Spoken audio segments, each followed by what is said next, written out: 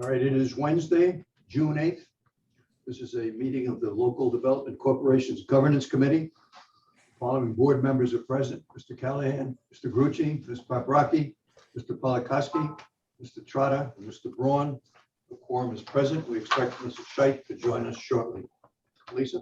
Today's meeting has been convened in accordance with Chapter 56 of the laws of 2022, effective April 9th, 2022, permitting local governments to hold public meetings by telephone and video conference.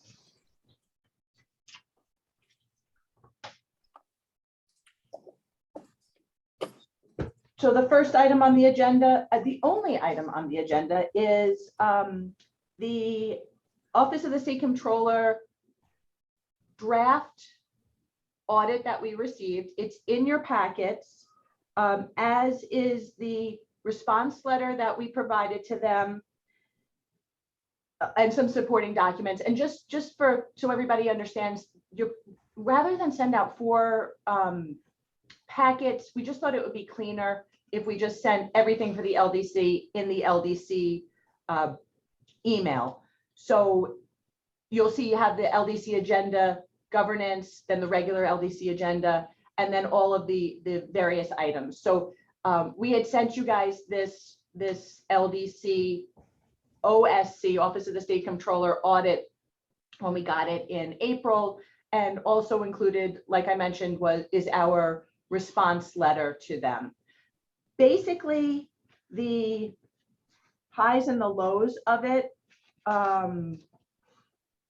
the focus of it was project approval and monitoring, and their findings were basically that they disagreed with the goals that the board has set for each project. They felt that we should have, I can't remember their phrasing, measurable goals for each LDC project. We, as you'll see in the response letter, argued pretty aggressively that the goal of supporting local not-for-profits is to have those local not-for-profits in the community, not to determine whether they have 6 employees instead of 4 employees, or whether they're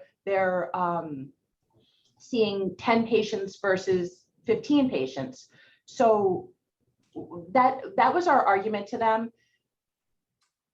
They acquiesced. They said, okay, we see that, but then if that's the case, they want us in future LDC projects to have our resolutions very narrowly crafted. And I think Bill has objection to this, but obviously we're going to have to cross this bridge when we have the next project.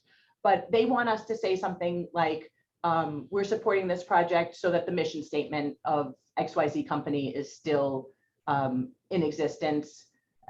I think we can probably find a way to meet in the middle, still do what we're doing and throw in what they want.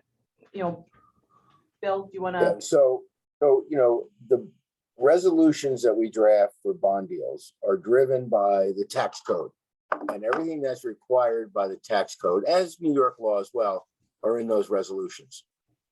These auditors seem to be totally ignorant of the Internal Revenue Code and its requirements, and therefore they objected to things that we put in there, like the project description, even though it's absolutely required by the tax code. So as far as I'm concerned, you had people auditing the LDC who were incompetent to do so, but that's we couldn't say that in our response. And I will tell you that they acknowledged to us that they were Careful of the minutes. New to it. You see my pause? Yes. I wasn't being careful for the minutes. They were learning about LDCs through the process with us. Was that I think that's politically. Yes, new to the. Yeah, they were new to it. They didn't have a full understanding of the roles and responsibilities of LDCs, and they were just sort of getting up to speed and understanding LDCs through us. I think we were the second LDC that they had audited. So this is new to the Office of the State Comptroller, and we were one of the test cases. So basically, that was their main finding. You have the report, so you can obviously review it. But the only other finding that I need to, I think I need to bring to your attention is at the very end as a recommendation, not as a key finding. This is sort of like an afterthought. That's why. Okay, sorry. We missed collecting LDC admin fees on one project. Just to give you guys some background, we closed with Mather Hospital, and then in a matter of months, we closed with them a second time. And we picked up the admin fee on the first closing, but failed to pick up the admin fee on the second closing. I think it comes out to $7,000 to $9,000, someplace in that range. I'll say 8, but don't quote me on that necessarily. And one of the recommendations is that the board should ensure staff collects all required fees.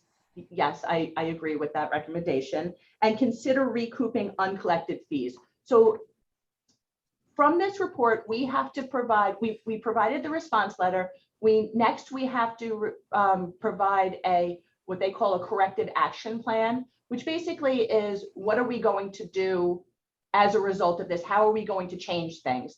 And obviously we will speak to the issues of the project goals and how those are articulated in our documents. But then the other thing is, I think we should speak to whether you guys want us to go back to Mather Hospital and recoup that money, or if we should just leave it alone. And we have, just so everyone knows, we have corrected our system going forward and are now collecting that additional $1,000 a year. Joss, Anne Marie's in the waiting room. So those are the two things that I want to bring to your attention. And whatever the governance, so we're in governance committee, whatever you recommend, we will then, when we're in the LDC meeting, recommend to the full board, and then you guys can vote on it in the full board. So Lisa, how old is that application that we didn't collect the fee on? we closed with Mather Hospital, I think in 2012 and 2013. So it was and it was like, let's say October of 2012 and then like January of 2013. And so we've been collecting on it's not exact, but let's just say the 2012 project, we've been collecting that $1,000 a year every year. It was the 2013 project. We didn't realize we needed to start charging them, instead of $1,000 a year, $2,000 a year. So we subsequently have charged them $2,000 a year, but it's that delta from, let's say, 2013 to 2021 where we missed it. How does the fact that Mather Hospital had changed its ownership position from being an independent hospital to now being part of Northwell, how would that affect us trying to recapture that money? Well, I mean, we still have agreements with Mather Hospital. They still have a responsibility. I guess it might be more difficult to get to the right person, but it's still, they absorbed all of those agreements. They didn't go anywhere. So it's reasonable that we would, if you want us to try and recoup that money, we certainly can, or we can move forward collecting the $2,000 a year. I personally think we need to try to recoup it. I just do, I'm sure they may have not known at the time, their attorneys may have known or not known, but, and we messed up. But at the same time, it's been picked up in an audit. I wouldn't want it to come out that after it was brought out that we didn't collect that money. Well, if we're approached by anybody.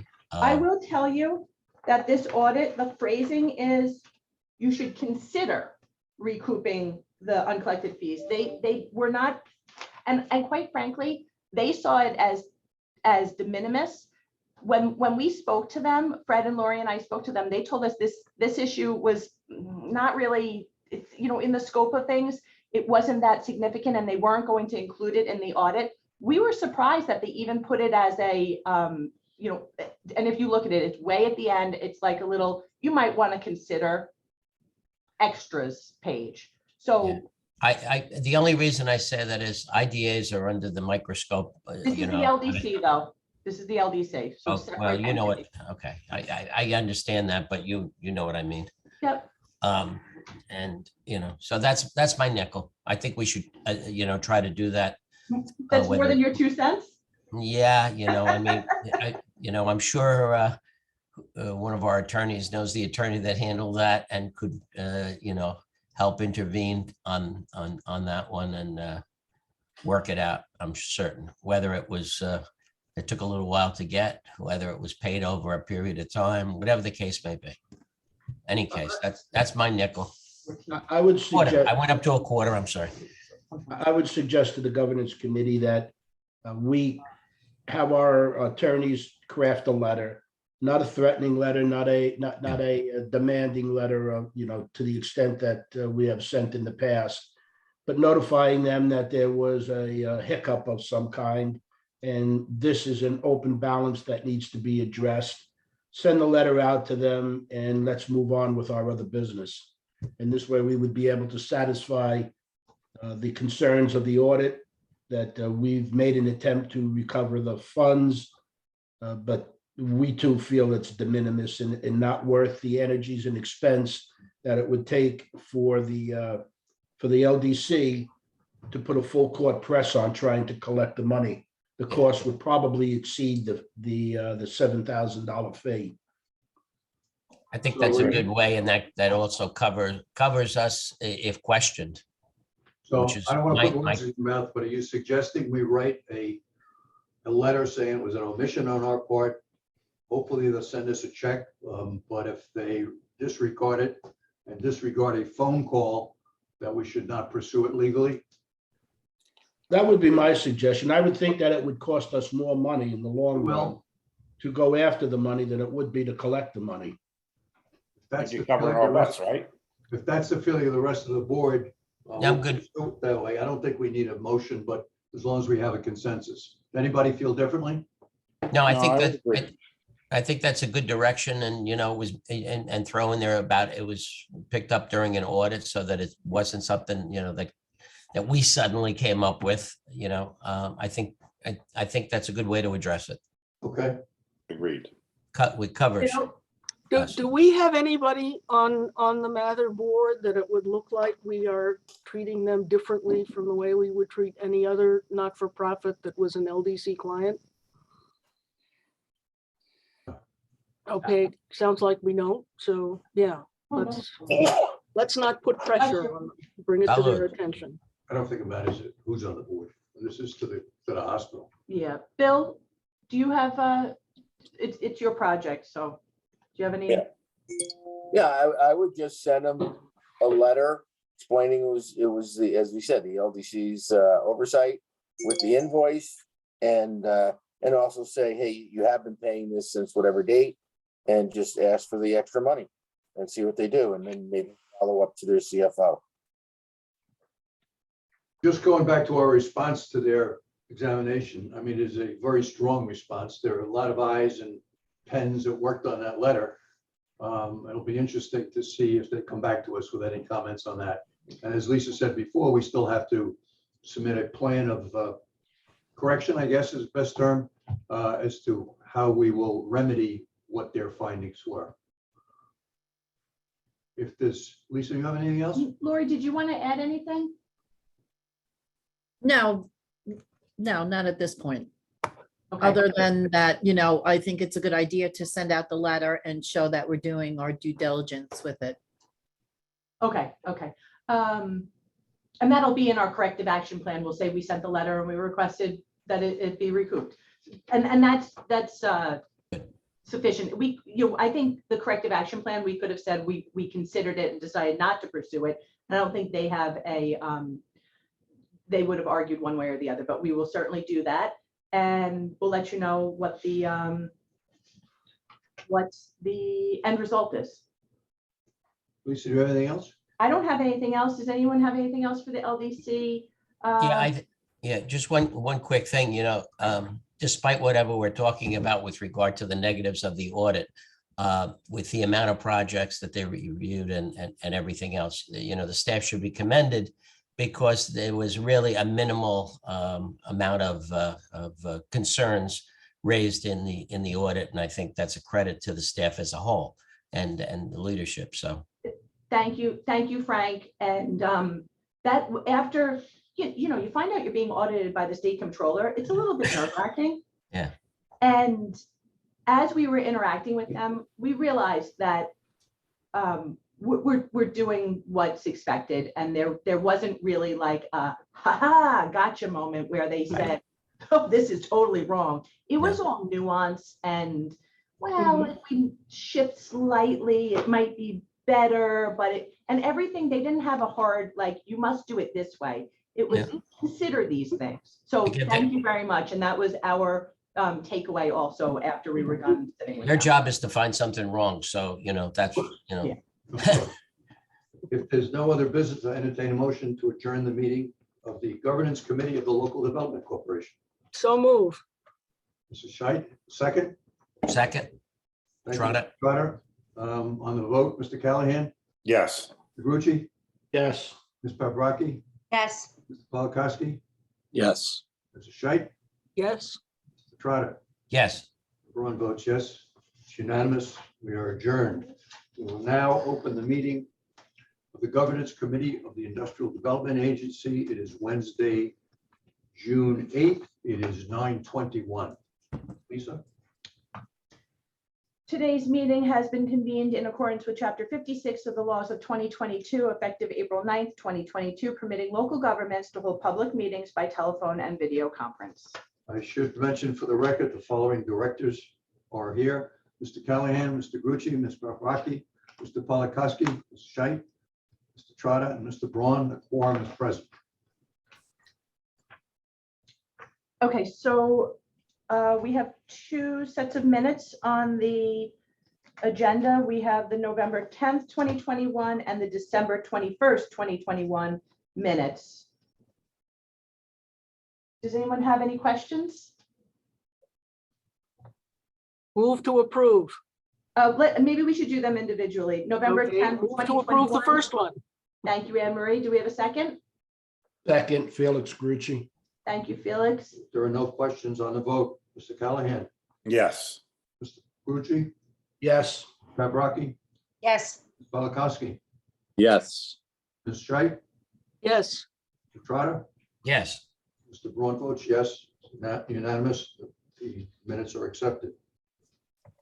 Then we have the December 21st, 2021 minutes. Do you have a motion? So moved. So move. Second to Marty. Marty Callahan made the motion. Anne Marie Scheit seconded it. All right, Mr. Trotter, Yes. Ms. Scheit, Yes. Mr. Polakowski, Yes. Paprocki, Yes. Mr. Grucci, Yes. Mr. Callahan, Yes. Braun votes yes. The minutes are accepted. Okay, so when it rains, it pours. Right after we got the OSC's audit, we got an audit from the ABO. The nice thing about the ABO audit was that we didn't even know it was ongoing, so we didn't have to have meetings and interactions with them. They just audited us, and they've been doing a lot of these. They look at an IDA's website and they come back and they say, you're missing this, you did this wrong, we don't like this. And we got, I think there were 10 items that they told us to correct.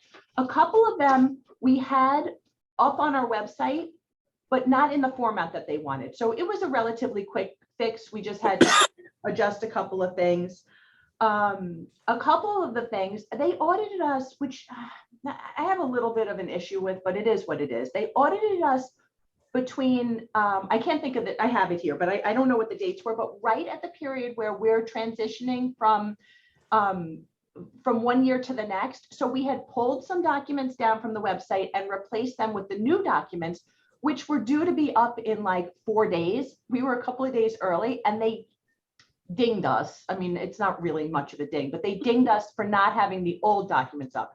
I guess next year, what we need to do is leave the old documents, put the new documents, wait the 4 days, and then take the new ones down. It seems a little bit kooky, but whatever. It wasn't really a big deal at all.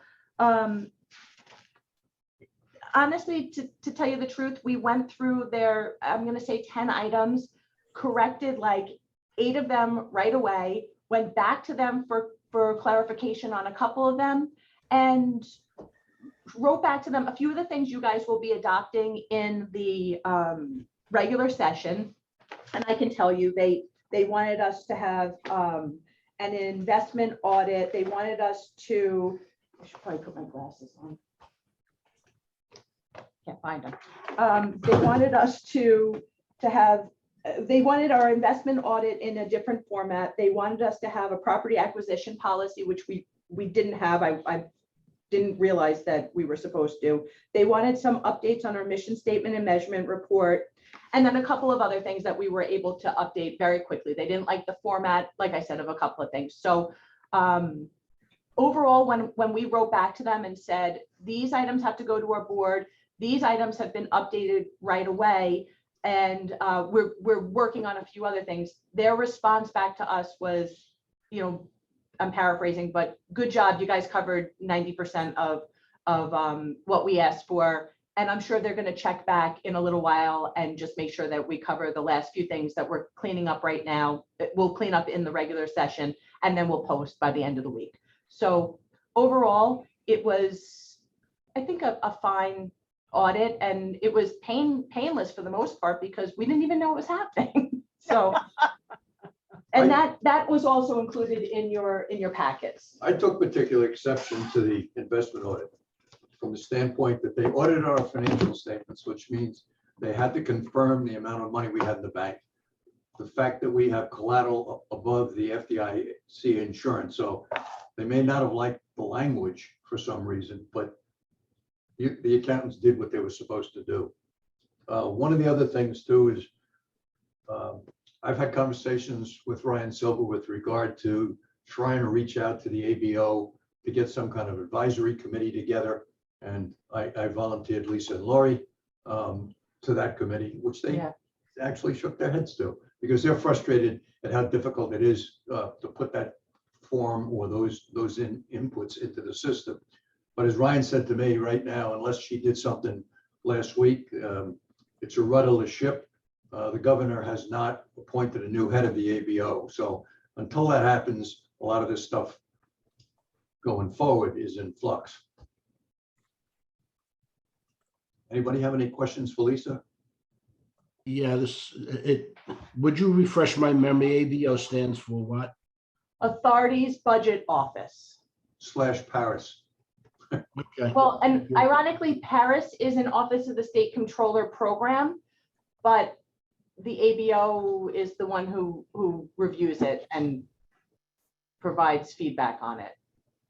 The purpose of the ABO was created under Governor Pataki after some complaints about selling, the Canal Corporation selling land without a lot of oversight, was to have oversight over all state and local public authorities, public benefit corporations, and so forth. Now, it could have been, the Office of State Controller's power could have been expanded to cover everybody, but the legislature decided to put the ABO under the auspices of the executive branch and not the independent Office of State Controller. It was a political decision.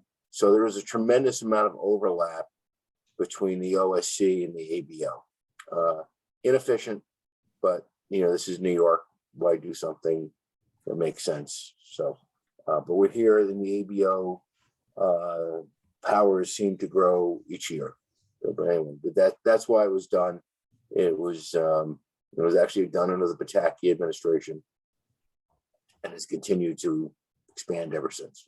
I know there was also one piece of legislation that was introduced by Senator Skoufis that had Ryan concerned. I don't know whether that, it may have passed, but I don't know if the governor has signed off on that yet. I think that, well, I shouldn't say that. I'm not sure.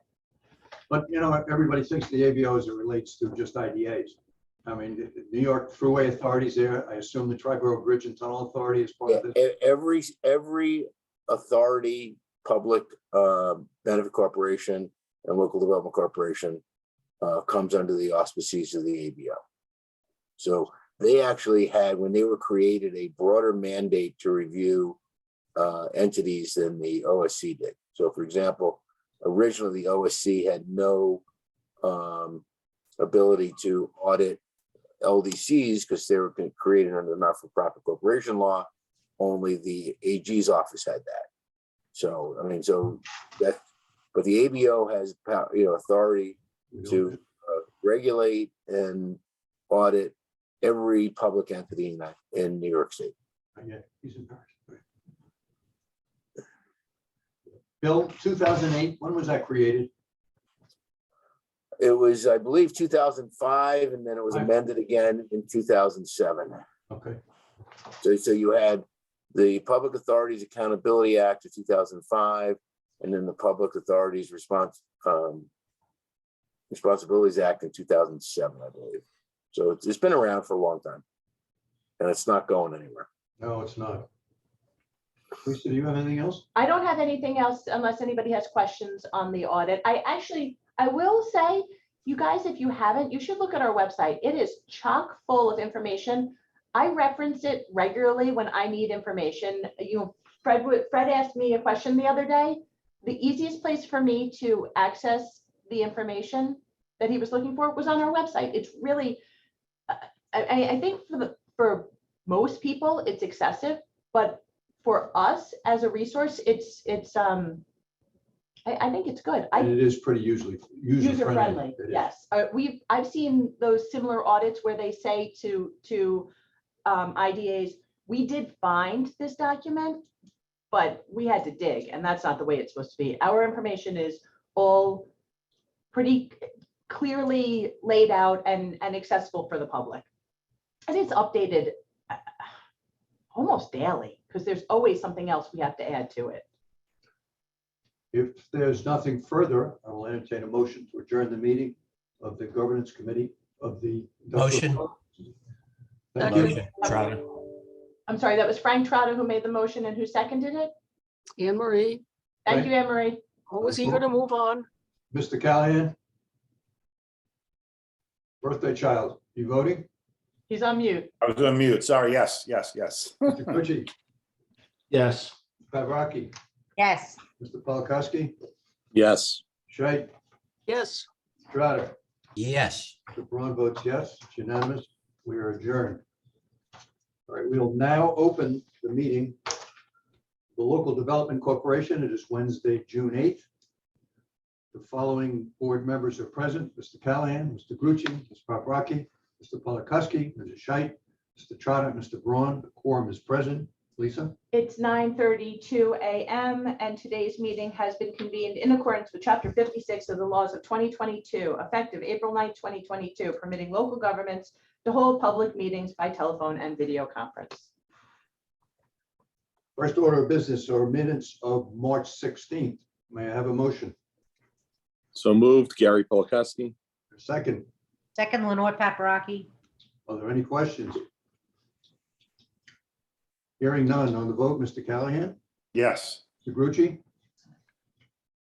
Yes. Ms. Paprocki, Yes. Mr. Polakowski, Yes. Ms. Scheit, Yes. Mr. Trotter. Yes. Mr. Braun votes yes. The minutes of March 16th have been accepted. To the minutes of April 13th, 2022. Motion, please. So moved. Second to Marty. Okay, thank you, Anne Marie. Questions? Hearing none. Mr. Trotter, Yes. Mr. Scheit, Yes. Mr. Polakowski, Yes. Ms. Paprocki, Yes. Mr. Grucci, Yes. Callahan. Yes. Braun votes yes. The minutes are accepted. Lisa? The only resolution that we have on the agenda is for appointing our, it says auditors, that might not actually be the best title for this, but when we did this resolution in January, we put a placeholder estimate of what Jones Little's fees would be for the year, and we were under what their proposal came in. So I think we approved up to $1,000, and they've come back and said it's actually going to be $1,240. So I am bringing this back to you to have you revamp this. They handle the payroll, taxes, and this is the payroll taxes for the LDC. W-2s and all the state reporting. Yeah, not the full audit. This is just for payroll taxes. Yeah. Right. Yeah.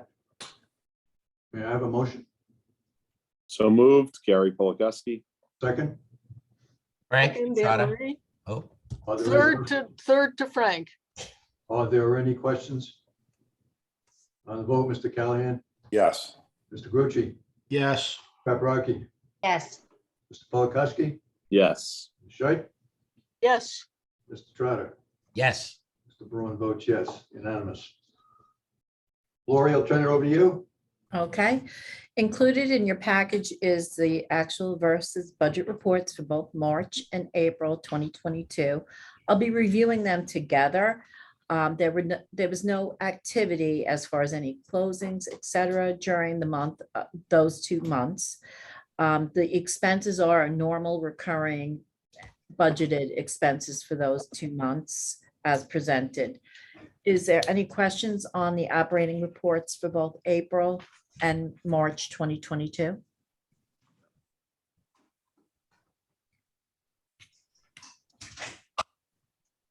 No questions for Lori? I need a motion to accept the report then. So moved, Felix Grucci. Second, Seconded, Gary.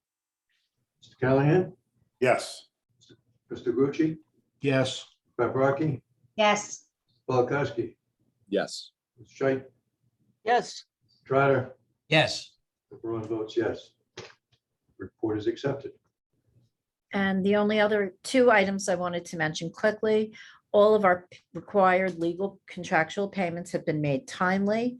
I also wanted to mention at our banking relationship with Flushing, we added a positive pay access to our accounts, which is just an extra fraud detection. So every time we write a check, we send them notification. This way I could deter anybody trying to submit checks to our account without our knowledge. It's just an extra protection for our accounts. what's it No called? charge by the bank. What's it called? Positive pay. Never heard of it. Okay. So That's Frank, good. basically, we tell them we wrote these checks, and if they get a check that isn't in that list, I'm simplifying it, obviously, but if they get a check that's not in that list, they come to us and say, what's the deal with this check? And we can either say, oh yeah, like right now we've had, because we had checks that were outstanding prior to positive pay, so we've had a lot of them that are coming in suspicious is how they list them. It's just because they were pre-positive pay, so we haven't, we didn't go back in time, we're just dealing with them as they come in. But going forward, if they're not on the list, they'll come to us and say, what's the deal with this? We'll say, oops, we missed one, or yeah, I don't know what that is, don't pay that.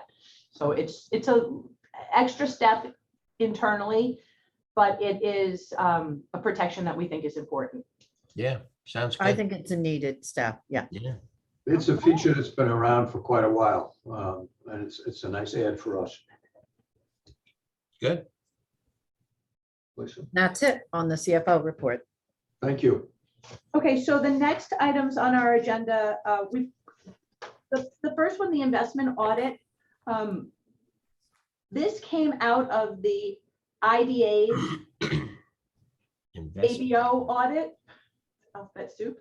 But when we realized that they didn't,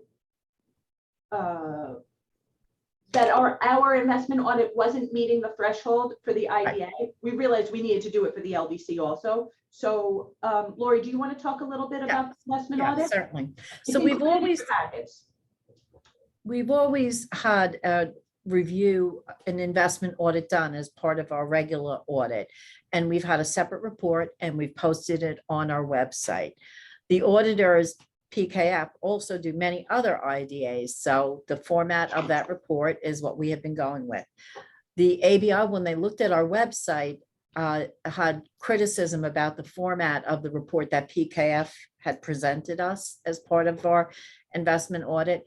We went back to PKF, they called the ABO, they hashed it out, they reissued our investment audit report for the LDC. And that's what, it's a more expanded report than in the past. It was a one-page. Now there's several pages explaining what our investments are, which are basically cash. Lori, am I correct in saying that their actual audit of our books and records didn't change? It's just how they summed it up. Exactly. Their investment letter, which changes how they will do all the other IDAs as far as investment report is concerned. Is that correct? Exactly, Fred. Or nothing changed. The audit was fine as is. It was just they wanted more detail by the external auditor. So it was nothing on our end. It was just PKF needed to update their audit report, which they did. And they did it both for the IDA and LDC, but obviously we're here in LDC just accepting that. And this triggered, I would say PFK definitely, but I bet you it's being felt throughout all the auditing firms that everybody is going to have to change, because this was a standard. This wasn't like we had some anomaly and everybody else was doing it the right way. This is what everybody was doing. So I suspect that all the auditing firms are reacting now. So Yeah. Lucky us, we're ahead of the curve. Trailblazers, they call it. Yes, we're blazing trails. So I guess we should just have you guys accept that audit, and we will subsequently post it on our website as is required. We're taking down the old one, putting up the new one. Is that item on the agenda or am I missing something? Or are we just bringing it up? No, It's under on the agenda. CEO report. Okay, Do you see it? yeah, We're in the LDC regular meeting now. yeah, okay, I found it. Okay. Do we have a motion? Motion, Okay, I think I saw Frank raise his hand first, so Frank, you made. Laurel second. short, And Lenore. Lenore seconded. All right, Sorry if I missed somebody. Mr. Trotter, Yes, sir. Yes. Mr. Scheit, Yes, Polakowski, Yes. Rocky, Yes, Grucci, Yes, Callahan. Yes. Braun votes yes, it's unanimous. Thank you. The next item on the agenda is the Office of the State Controller report, which we discussed in the Governance Committee. I think probably what we should do, just the cleanest way to handle it, is for you to adopt the recommendations and report of the Governance Committee. If you like, I can go back over that. I don't think that's necessary. Okay, thank you. May I have I'll make a motion to adopt the recommendations of the governance committee as it pertains to the Mather Hospital administration fees. Well, actually, just the whole, not just that, the whole report. We need to, the whole Governance Committee report, because it was more than that. It was the corrective action plan and. Okay, then Which would I amend the motion to include the full report of the governance committee. Thank you, Thank Felix. you. You're welcome. Second? Gary Polakowski. Thank you, Thank you, Gary. Gary. Mr. Callahan, Yes. Mr. Grucci, Yes, Rocky, yes, Polakowski, Yes. Scheit, yes, Mr. Trotter.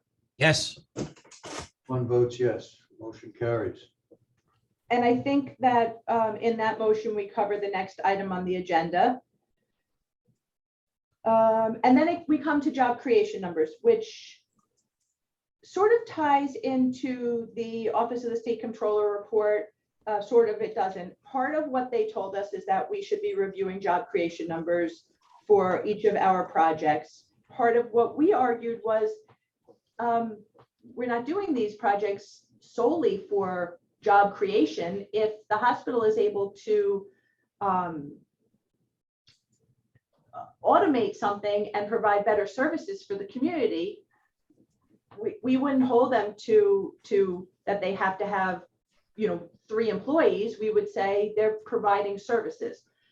Having said all of that, we do track this information. It has been provided to you. It's in your packets. Fred and I are still reviewing both the LDC and the IDA job creation information and we will come back to you with any recommendations. But I feel like for the LDC,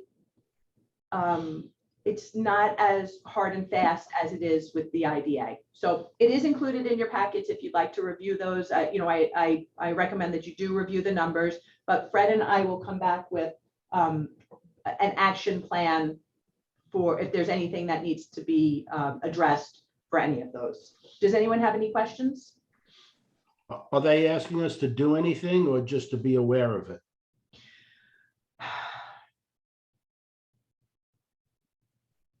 I don't know what as far as the audit is concerned, they're not saying we have to do anything. They were just saying that they wanted more specific, quote unquote, measurable goals. What we have right now is basically we support the LDC projects because we want to make sure that these types of entities, these services are available in our community.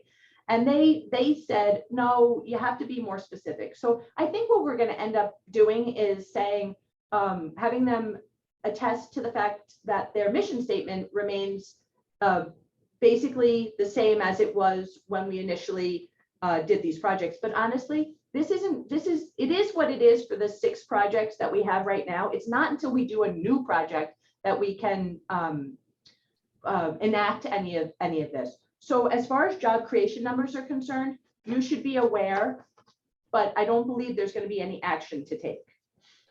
My personal feeling is that under the LDC, job creation isn't the most important factor in my decision making. It's as you say, what is the services that the not-for-profit is providing, and how important is that to the community? I think we have an obligation to not only create jobs, but to provide a higher quality of life if we have the opportunity to do so. So my suggestion would be as to each application that comes in, we find the value to the community and respond accordingly to the report. And Felix, I agree 100%. That was our argument to them. I pointed out to them that I used to live in a place that did not have healthcare readily accessible. You had to take a plane to get to a hospital unless you had just like, basic needs. And when you don't have that, you realize how important it is to have a hospital within driving distance for healthcare. They didn't disagree with our argument. They didn't agree with our argument. What they were saying is that if that's what we care about, then we have to articulate that more clearly in our resolutions, that they felt our resolutions were too broad. Now, Bill has said that the law requires that we cover certain topics, and that our the official statements outline everything that we expect them to do, and they have to update those annually. So it may have been a disconnect, but honestly, the job creation numbers are something that we will present to you every year. But if they have fewer jobs one year than the next. Right. And they pointed out, Lisa, specifically when it's a bond project there, and the bond project says they're going to give 4 jobs, and we're presenting them with all of the hospital jobs where there's a disconnect. So they understood that you couldn't tie a job to a bond project. Well, this was what they said to us. So if, just to clarify what Lori's saying, if the bond project was to rehab the lobby, let's say, and they're telling us that as a result of this, they're going to hire 4 people, are those 4 people going to actually be in the lobby? And how do we know that they've got, 2,000 employees, that those, and it was 2,900, that those additional employees that they have are as a result of that lobby, which that gets to a granular level that anybody can really analyze. It just becomes- Can we strengthen the, I'm sorry, but Bill, can we strengthen the resolution to, oblige them in a better way, or you? I suppose. What's so, your but thoughts? If you look at our resolutions, and the other thing the resolutions do is they incorporate and approve all of the documents that are part of the financing. And a lot of the information that they're looking for, I want to ask you, I'm trying to update. Anne Marie, can you hit mute, please? And I just wanted to know if you can. Gus, can you mute her? Yeah, that's the official name of, yeah. Thank you. Sorry, Bill. so for example, and this is one of the things we pointed out to them, you know, a lot of the information that we have that is presented to the LDC staff and board members are contained in the actual documents that you're reviewing, that you have for review and that you're approving. So, you know, you look at the loan agreement, the indenture trust has all the information about the bonds, the project has all the requirements for reporting in there, as well as the continuing disclosure agreement.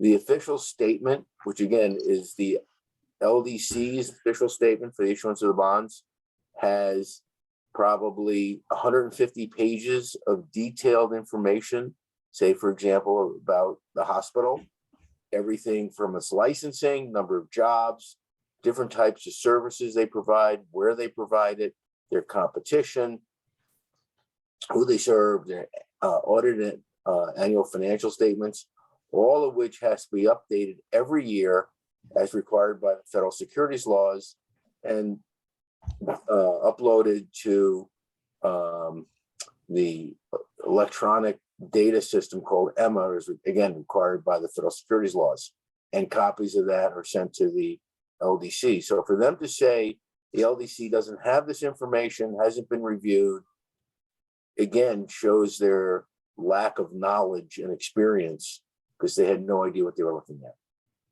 So having said that, you know, could we put anything more in our resolution? Sure. But, you know, It's covered. They're it's just not, covered. they're just not going And- that deep, and they don't understand the requirements from other agencies. Right, and, you know, so federal and state securities laws, federal and state tax laws, you know, those are the most important things we are dealing with, as well as, you know, other, you know, when you have a secured financing, you're issuing tax exempt bonds, they're federal securities laws, they're federal securities. You have to file, and then there's also what's called a blue sky survey, a memo that says for all 50 states as well as US territories, what you need to do to market those bonds in those states. So there's extensive information that's covered by that resolution. They didn't know how to be honest with you, read the resolution and everything that was attached to it. So in our response, we did send to them the official statements for both Long Island Community Hospital and Jefferson's Ferry, and showed them all the information, including the continuing disclosure agreements, which attached to those documents of everything that was required. And those documents also summarize all the bond documents in excruciating detail and list all the annual reporting requirements that the borrower would have to the bond trustee, to the LDC, and what they have to post to Emma. So And again, that was included not only in the work sessions that we did with them, it was included in our response letter, and that was included in your packet. So you can see, and you got, before you pass the resolutions, those are provided to you also. So you guys got them, they got them again, you got them. so again, I guess, Lisa, when can you can post your response when they give the final audit? Is that correct? Yes, they asked us not to share this audit while it's in draft format. And I don't know if they're going to tell us. I have to check. I didn't check the ABO website this morning. I try not to look at it every day. I'm sorry. It's Both worse than ABO looking at and the stock OSC. market. I don't look at either of them every day. I do look at them pretty regularly though. So it might be on their website already. I don't know. I'm not sure if they would alert us that it's been finalized or not, but you know, obviously we need to review it and see what their final report says, because what we have is in draft format. And we did ask them to make a couple of corrections, which they told us it was 50-50 whether they would. One of them was a typo and they corrected it right away. The other one, it was kind of 50-50. They were going to try to get it corrected. When does the plan of corrections due? The 90 correct- days, 90 Yeah. days from their report when they issue it. when they issue it, or 90 days from when we got it April 13th. My understanding is when they finally issue it, because it's not issued until the public sees it. So Okay. it says in there 90 days. Okay, and I apologize, of course, they're mowing right now.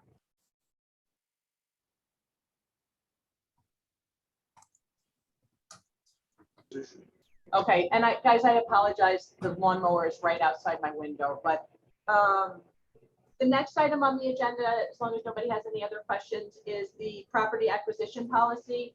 I mentioned in the IDA's governance committee that part of our audit was that we needed a couple of documents like the investment audit. We decided to do that for the LDC as well. And we also need an acquisition of real property policy, which basically just says that if we purchase property, not our relationship with the project as far as a straight lease or a bond deal is concerned, but if we were to buy something outside of supporting a company or a not-for-profit, we have to have an acquisition of real property policy.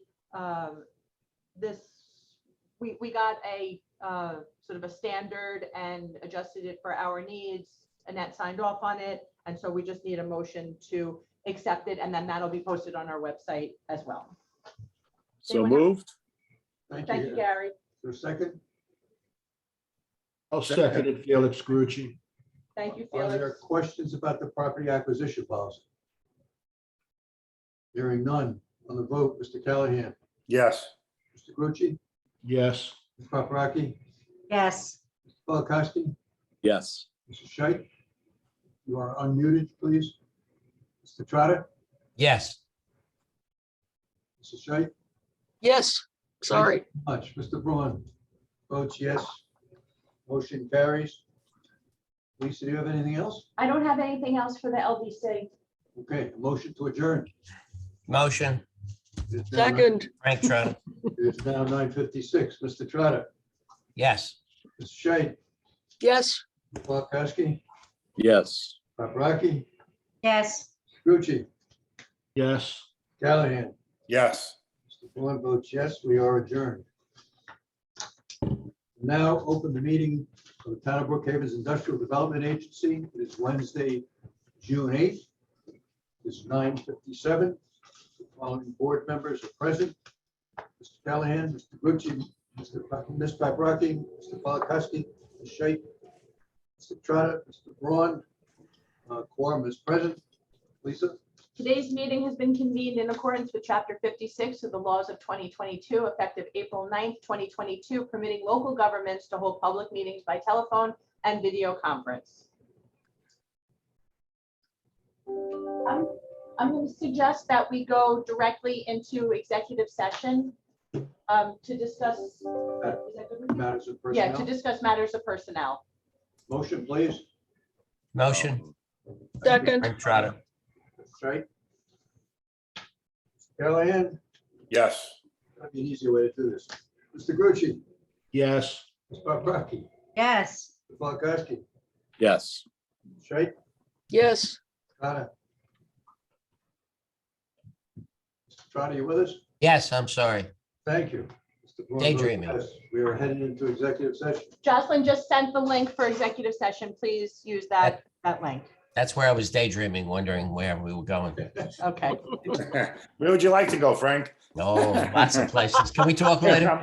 I'm sure. Margaritaville would be good. There you go. Ah, You can come visit. Okay, I will. A motion to come out of executive session back into our regular session, please. So so move. move. Mr. Second to Callahan, Marty, Mr. Callahan, Yes. Mr. Grucci, Yes. Paprocki, Yes. Mr. Polakowski, Yes.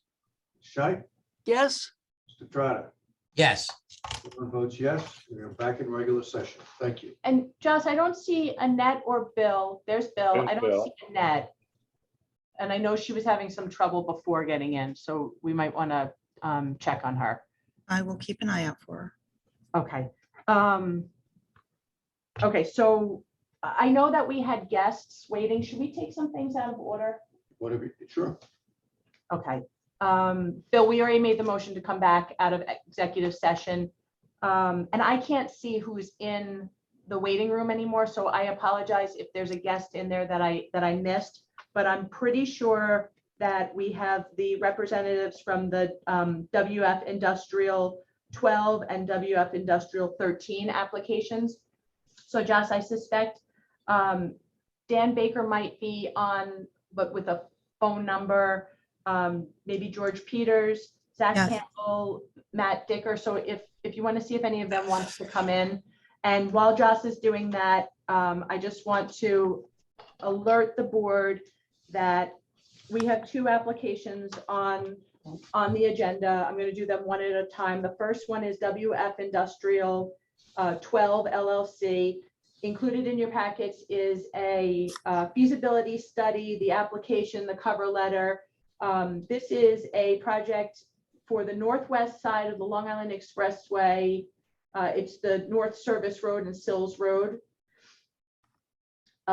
It's an applicant, the applicant is Wildflower. That property is currently 42 vacant acres.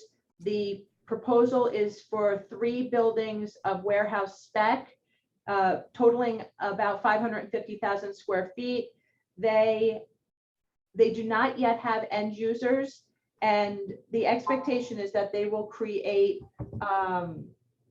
and that says you have to let her in as a panelist, that she's waiting. I just did. I also let in Zach Campbell and Matt Dickerson. Should I also bring in George Peters at the same time? I Sure. just have to step away for a moment. I'll be back soon. Okay, thank you, Anne Marie. So like I said, they do not yet have end users. It's a $156 million project. They're requesting mortgage reporting tax, sales tax, mortgage reporting tax exemption, sales tax exemption, and a 15-year pilot.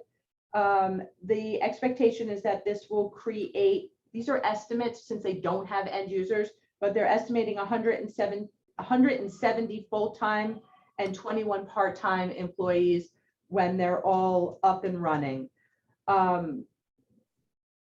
There's no end users, Lisa, on this project? That's correct. They do not yet have, at least that's what I've been told. They do not yet have end users. I know that we have representatives on. If you guys want to unmute yourselves and answer that question. Yeah, Thank you, maybe. Zach. Hi, you have Zach here from Wildflower. I just wanted to make sure that George Peters was allowed in as well. Yep, George is on, and Joss, can you allow them to be unmuted, please? I've asked it to unmute. I don't know why it is, but I'll keep trying. Okay, sorry, George, we're trying.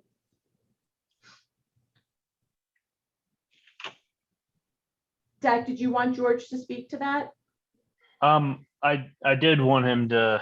I know he had a intro presentation, but again, yes, you represented it pretty accurately. It's actually a 71-acre site, of which 42 acres will be cleared for the development. The rest will be Thank you. undeveloped pine barren space. Correct that we do not currently have a tenant in mind.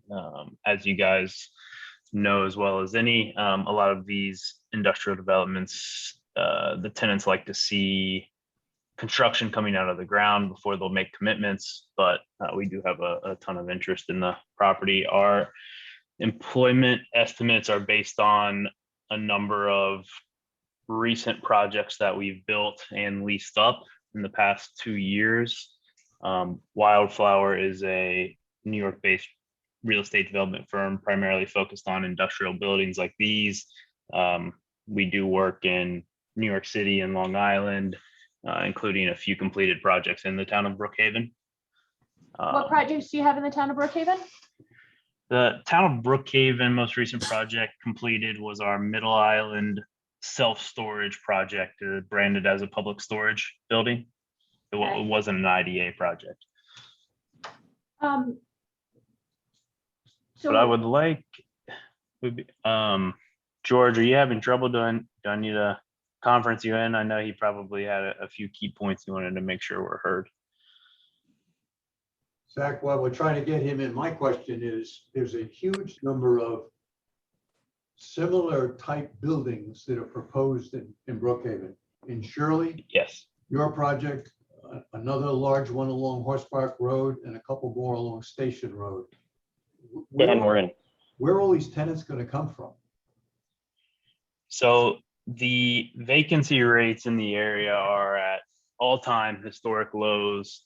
We actually looked at a number of the properties that you're referencing, and mainly chose to pass on those projects in favor of the two projects that we have in front of you today, because of the favorable location, being an established industrial park for the other project, and this one being directly on the LIE, not adjacent to residential, and all of those benefits that come along with it. Where are the tenants coming from? From the interest that we have, a lot of the tenants are, well, one, expansion of existing businesses on Long Island that are doing well, benefiting from the construction boom and the increase in retail sales and e-commerce sales. But a number of them are actually relocating from places like the Bronx, Queens, Brooklyn, where costs, lease rent costs are skyrocketing. More people are choosing to work from home or closer to their homes in Long Island. So relocating their business to Suffolk County or the town of Brookhaven makes sense to them. So, Zach, will any of this project, any of the real estate require any change of zone? All of these projects are completely as of right. The project in question here benefits from a previous stipulation of settlement with the town of Brookhaven, which essentially confirms 550,000 square feet of industrial use on this parcel, precisely as we've designed it. Within the past couple of weeks, this project and the following project we'll be discussing have received their recommendations from the planning board to move forward to a hearing.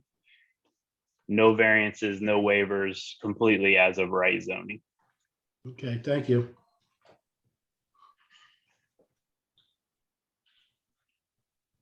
so does anyone Again, have, we've met with the community groups, the civic groups for both projects. We haven't really had any negative feedback.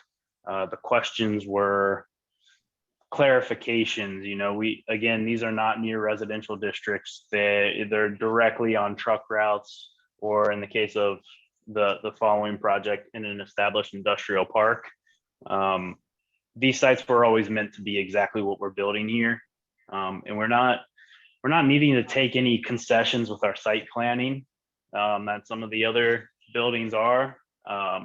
You know, again, we're not near the residential zones. They're not long and skinny or irregular shaped sites with steep slopes. If you take a look at the site plans, it's kind of like no concessions, no parking relaxations are needed. It kind of has all the space that it's supposed to have. We're not trying to squeeze too much on a property, which we think is going to make extremely attractive, you know, aside from the location benefits, extremely attractive to tenants by a thoughtful design.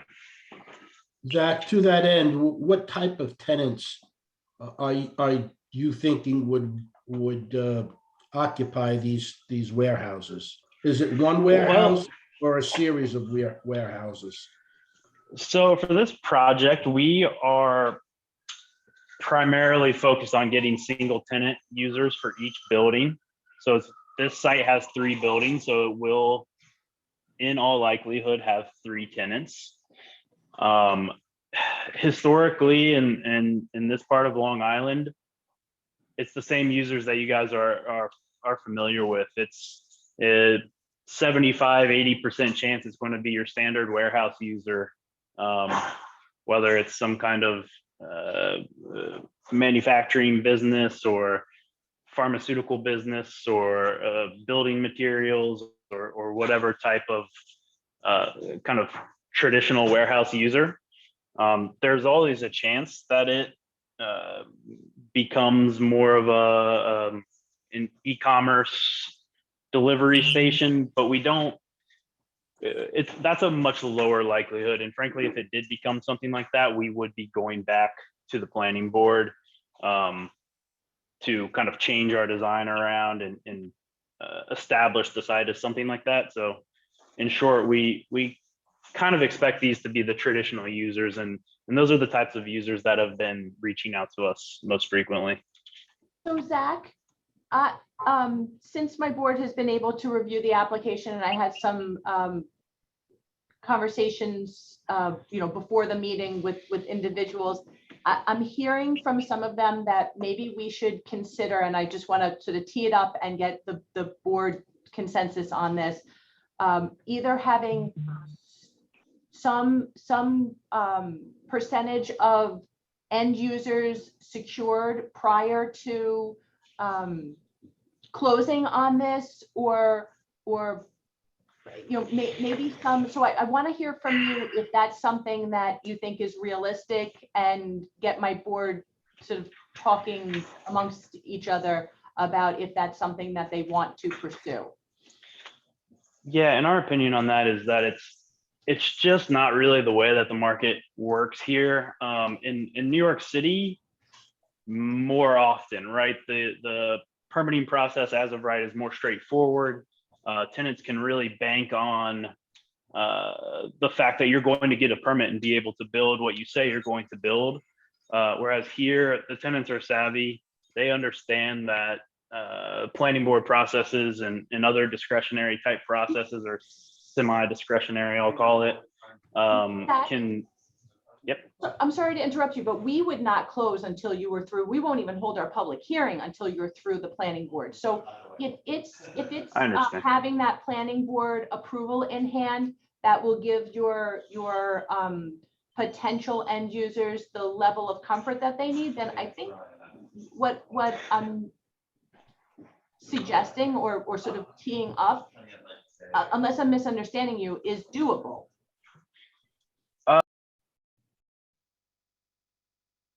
He's muted. It's okay. Hello? I think he's probably speaking to somebody. Yep. Sorry, I was unmuted. I was declining the call, I guess.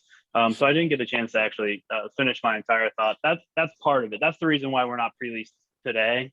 But another part of it is these tenants have been hurt by developers who make promises and then fail to deliver. So very tiny, almost insignificant portion of the time is a site pre-leased prior to being at least 25% through construction.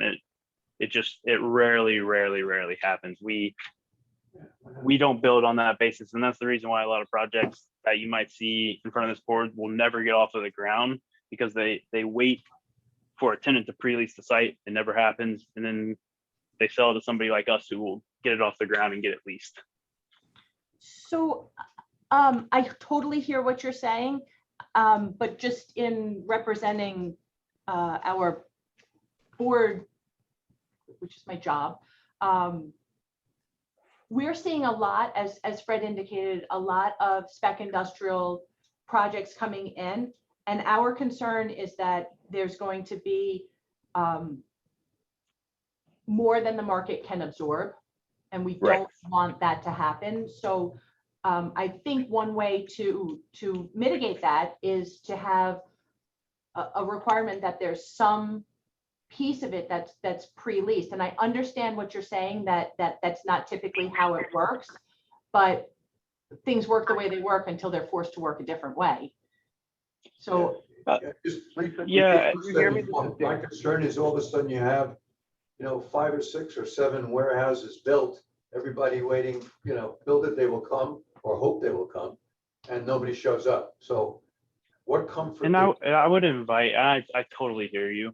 We would love for the site to be pre-leased. Wildflower, every project that we've done in the past 8 years, or really since inception 25 years ago, has been spec. And this has been in times where vacancy rates are much higher, right? Right now they're at historic lows, 1/3 of what they were when we were successful doing this in the past. But if you also look at numbers such as the amount of new construction that is proposed as a percentage to the total market, it's still a very low number. It's 2 to 3% of the entire market is currently being built with vacancy rates at 2 or 3%. That could mean if every single one of those projects that is being proposed, that 2 to 3% actually gets built, which historically that doesn't happen. 50% maybe actually gets built. We've only introduced a small percentage into a market that is already at historic lows. It's very unlikely that these would remain vacant for an extended period of time. We're in a position where now more than ever, I don't like that phrase, it's overused, but now more than ever, the market needs more space. And you see a lot of proposed buildings, but it's still, even if completely unleased, would not represent a vacancy level at historic norms.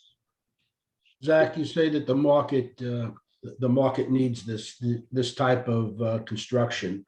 Is that based on some kind of an analysis of the need for warehouse space, specifically in the town of Brookhaven, or at least in the county of Suffolk? Or is that based upon your expertise and your professional opinion? It's definitely based on the studies and the raw quantitative numbers. I mean, tenants, we targeted this market for a number of reasons. One, we have the most prime space that we believe in the market, and when there are vacancies or changes in vacancies, those are the ones that tend to overperform, while the older spec buildings tend to underperform disproportionately. But no, the numbers concur with what I said. It's the vacancy rates, it's the absorption rates, it's the increases in rents that are driving people out of New York City. And frankly, it's the more friendly business atmosphere of the town of Brookhaven in Suffolk County. The taxes that are just a little bit better, and things like that. Folks live out here that typically would have a space in Queens or Brooklyn, travel in, have the labor out, in those areas, work in their warehouses, but rents have doubled out there. And modern space, again, out there, something like this with a tall, high roofs, and modern specs for the modern user go for astronomical numbers out there. It doesn't make sense for them anymore. So Zach, do you think Felix? that by the time it gets back to us that, you'll have, it won't be as vacant as it is now? I'm sorry, can you repeat that? What won't be as vacant? Well, do you think you'll have occupancy by the time we see this? We think that a large portion, if not all, of this space will be leased by the time that we're done with construction or within a few months thereafter. We have an enormous amount of interest in the property. Some telling us that they're willing to look as far out as about a year to completion. These construction projects are between a year and a half, the two we're talking about today. So they want to see us coming out of the ground. They want to know that we have established financing. They want to know that the IDA is committed to it, the planning board is committed to it, and that we have a general contract with a GMP price, and that we have to complete. I'll talk against what I said a minute ago, in that the company has already purchased the land. So this is a $156 million project, and they will have roughly $60 million into this project between the land and the additional equity contribution. So yes, it's not something that is highly leveraged, that if they built it and nobody showed up, they could walk away. They've got a huge investment in this. And thank you Felix, for that. That's correct. I understand that, and that makes a lot of sense. The concern that I think I share, or at least I have, and I don't know if my colleagues share the same. is that in this highly volatile marketplace, things can change on a dime. This is not like it used to be where you can do some pretty good long-range planning and have it come to fruition. I mean, every day you get up, it's a new challenge in the stock market for one, and business opportunities in the second. And Zach, you're right. Brookhaven is a business-friendly community, and that's what our job is, to help promote business. What we don't want to see, though, is a preponderance of vacant buildings, because with the best of intentions at the time, the markets were doing good and the real estate was there. I mean, the need was there. Now it has changed, and we end up with these huge empty buildings spattered about in the town of Brookhaven. That would put us under the town under some very serious criticism. And I understand that, and I recommend to the board, as you're reviewing all of the proposed projects in the town of Brookhaven, to really focus on the design. Having a thoughtful design with access to truck routes without impacting traffic or the surrounding neighborhood, having plenty of parking, having the ability to flow in and out of the site, having adequate trailer parking. These are the things that will attract tenants, and that's what they want. I've seen a number of the projects that are being proposed in the town of Brookhaven that are now on the open market as fully entitled land, because folks have no intention of fulfilling their promise to build. So I just want to point out, Felix, to one of your questions, we were provided fiscal economic impact studies. They're in your packet. And if you scroll, I don't know, about halfway through the report, you'll see that there's a section on warehousing trends, which gives you a lot of the information that Zach shared with us. And just if you want to go back and review it, there is a lot of information about the potential need. Like Fred, I'm just making sure that you guys have all the pieces of it. And Bill, chime in on this, or Annette, but at this point, we're just accepting the applications. Do we need to come up with a full-fledged plan of how we're going to handle everything? Or is appropriate just to accept the application and have a follow-up discussion of this, or does this need to be fleshed out now? It's not. And also, I'm not sure if we were waiting on somebody else to speak, but I missed the question from Mr. Grucci before, which is, the stock market, interest rates, inflation, things like that are starting to scare people off. I mean, we've found in our market, we're solely focused on industrial. We're not an office or a residential developer who thought they saw an opportunity and they're testing their hand with new consultants to try to design a warehouse. We've been in this space, and these spaces like office, particularly in retail, that have been challenged. Not only are those vacancy rates up, in industrial building like these, rates are way down, but we're finding the money, the stock market money, or the real estate investing money that formerly was going to these types of developments is flooding to quality. Just like a good warehouse building versus a poorly designed one, the money and the interest flows to the better asset. So we've remained really strong and had a lot of positive reinforcement from our investors and lenders. So this is Annette Aderesto. My question would be, for a town, I'm sure you've done analysis, for a town the size of Brookhaven, and for the needs of this area, which would be outside of Brookhaven also, how many warehouses should be built? Because the town, I can tell you from also being the town attorney, has already approved, ready for almost a building permit, 120,000 square foot warehouse building on the AVR piece. It also has, what is it, Lisa?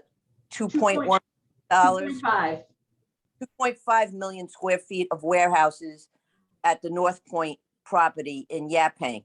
There's another application that's going on to the planning board for June 27th for 3 more warehouses right next to the North Point. Again, over 100,000 square feet of warehousing space. Now we have your applications, and there's many, many more. So how many warehouses are too many? Because I've been here a long time, and I remember in the 90s, everybody was building a golf course, and now all our golf courses are becoming housing and other things because they were overbuilt. So how many are too many in Brookhaven?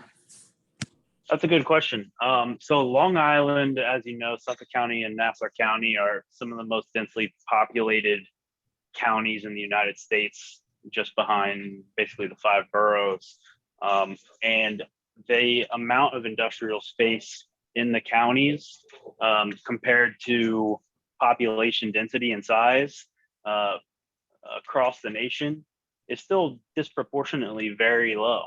There, we do think there's a lot of room to grow. Industrial has been a strong market in Suffolk County forever. You have highly skilled workforce, you have good incomes, and you just have a lot of people. So we think there's a ton of room to grow just naturally. But in addition, it's just disproportionately low to similar metro areas with similar populations by a long percentage. So we continue to feel very strongly about the town of Brookhaven. Do you do a study and you analyze the other projects that are out there and say how much warehouse space is needed in this area? I would think you would. Absolutely. I don't know if we've formalized it, but what we do know is the tenants and their brokers are very savvy, right? Who is building your building and maintaining it and designing it is super important to them. So once they get past the fact that, which warehouse spaces are most prime located, like ours, we believe, and designed properly, then the tiebreaker becomes who can perform. And they know Wildflower. They've seen that we perform with the highest credit tenants in the world, and with the benefit of the IDA's acceptance into the program, we can offer lease rates that are within the range of market rates. Again, there may be other space out there. We believe in the vacancy rates and the absorption rates and the amount of construction that's ongoing.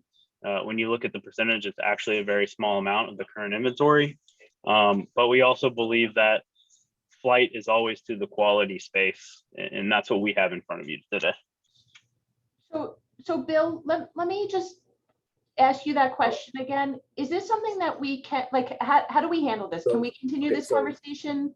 Yep. So the way I would approach it is right now, you can accept the application, but any final approvals, first of all, you're not going to hold a public hearing until after they're through all the approval processes of the town. But any final approval by the IDA will be subject to terms and conditions that the board will impose on this project and all other such projects, including possibility requirement of some end users to have been identified or signed up, and possibly or very detailed feasibility studies addressing the need for this project and competition, both existing and planned. So as the board is exploring this, we're a ways away from a final approval. So accepting the application we can do, but we're not going to proceed with public hearings and final approvals until the board considers whether or not they need to impose new conditions on any such spec industrial buildings.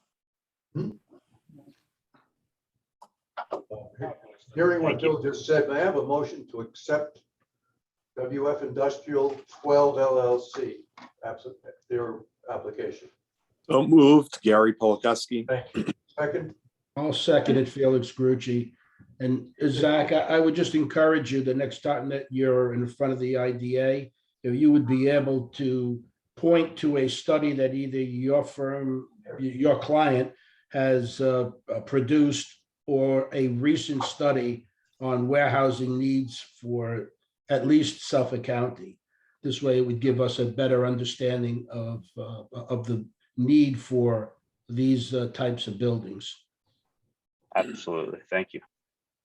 there's a motion on the floor. On the vote, Mr. Callahan, Yes. Mr. Grucci, Yes, Ms. Paprocki, Yes.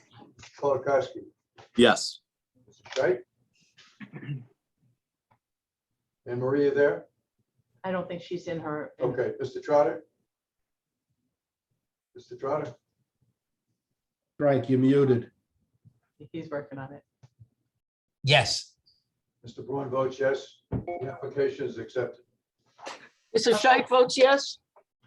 Thank Thank you. you, Anne Marie. Thank you, Anne Marie. So the next item on the agenda is a similar project. It's WF Industrial 13 LLC. Just quickly to go over, it's also a wildflower product. It is going to be, the plan is for it to be one building of roughly 130,000 square feet. This is going to be located at 645 National Boulevard in Medford. Just so everybody knows, this is the approved industrial park. If you take Sills Road south and turn left, you turn onto National Boulevard after Horse Block and Station Road. It's the left after that into that. You can approach it off of Horse Block also, but that's probably the cleanest way to get to this property. It's, correct me if I'm mistaken, Zach, I have 9 acres in my notes, but I think I may have looked at what's going to be disturbed.